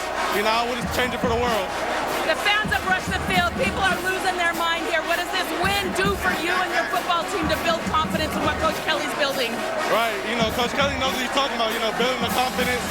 You know, we got more games to go, but, you know, we're going to celebrate this one. Thank you, Jaden. Thank you. Both guys talked about their duels in Pop Warner, and just like then, it was Jaden Daniels coming on top against Bryce Young. Wow. Look at this scene, bro. I mean, look at this. By the way, Jaden Daniels has come a long way from Tempe, Arizona to this scene. They had a rough year a year ago. Sun Devils. Here's the touchdown to set up the game-winning two-point try. This is a great throw. Get him on the edge. Get him to the corner, and the freshman Mason Taylor makes the catch, who had such a big night.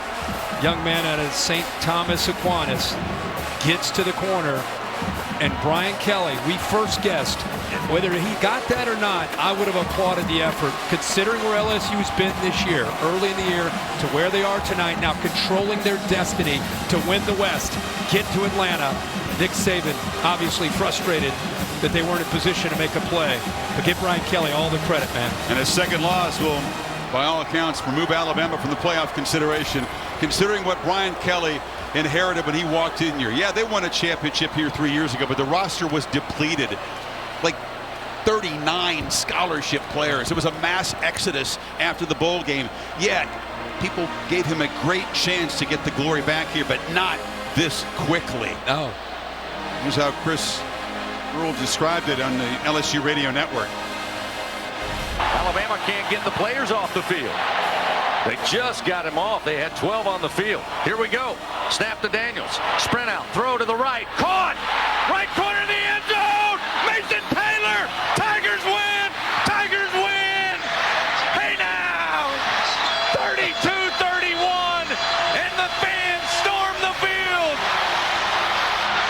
Wow. That's the word. Wow. Brian Kelly says we're going to win this. Wow is right. 8 lead changes in the game after halftime. What a decision, and the trust in his quarterback and his offense rewarded there at the end. Yeah, and to see him emotional, if you don't know Brian Kelly, that is incredibly rare to see him get choked up like that. I think it's because he's so proud of his team. He believed in them. He went with the call. The players, by the way, tonight is not just a big win. Him deciding to go for that call, that's another way of winning this team over. And look out for the Tigers. They are right now in control of their own destiny to get to Atlanta and keep their hopes alive of winning an SEC championship. Win the team over. Win the state over. Win everybody. That's what I'm talking about. I'm talking about the program, not just this year, but moving forward. Oh, my God. I'm never going to forget that. That was a monumental call for the program of the future, not just winning 32-31. And Jason Taylor's son, the NFL Hall of Famer, Mason, a huge part of this win tonight, and makes the game-winning catch. This is the cut, the touchdown run. Some great blocks. Taylor was involved in that. Incredible block by Jared Jenkins, who's known for his blocking, and then the two-pointer. Get the ball out, fifth step, give the young freshman a chance to get to the corner, and he does, and now he's with his mom. Oh, he's living a dream, man. Wow. Crying on his mom's shoulder. And LSU is in charge of the SEC West and not out of the playoff hunt. What a classic. Unforgettable evening in Baton Rouge. 32-31 in OT. Bill Bunnell produced it. Derek Mobley directed. Tremendous job by our crew. For Kirk and Holly and Bill and the Bear and Marty. So long from Baton Rouge. Hope you enjoyed it. ESPN thanks you for watching this presentation of the Southeastern Conference.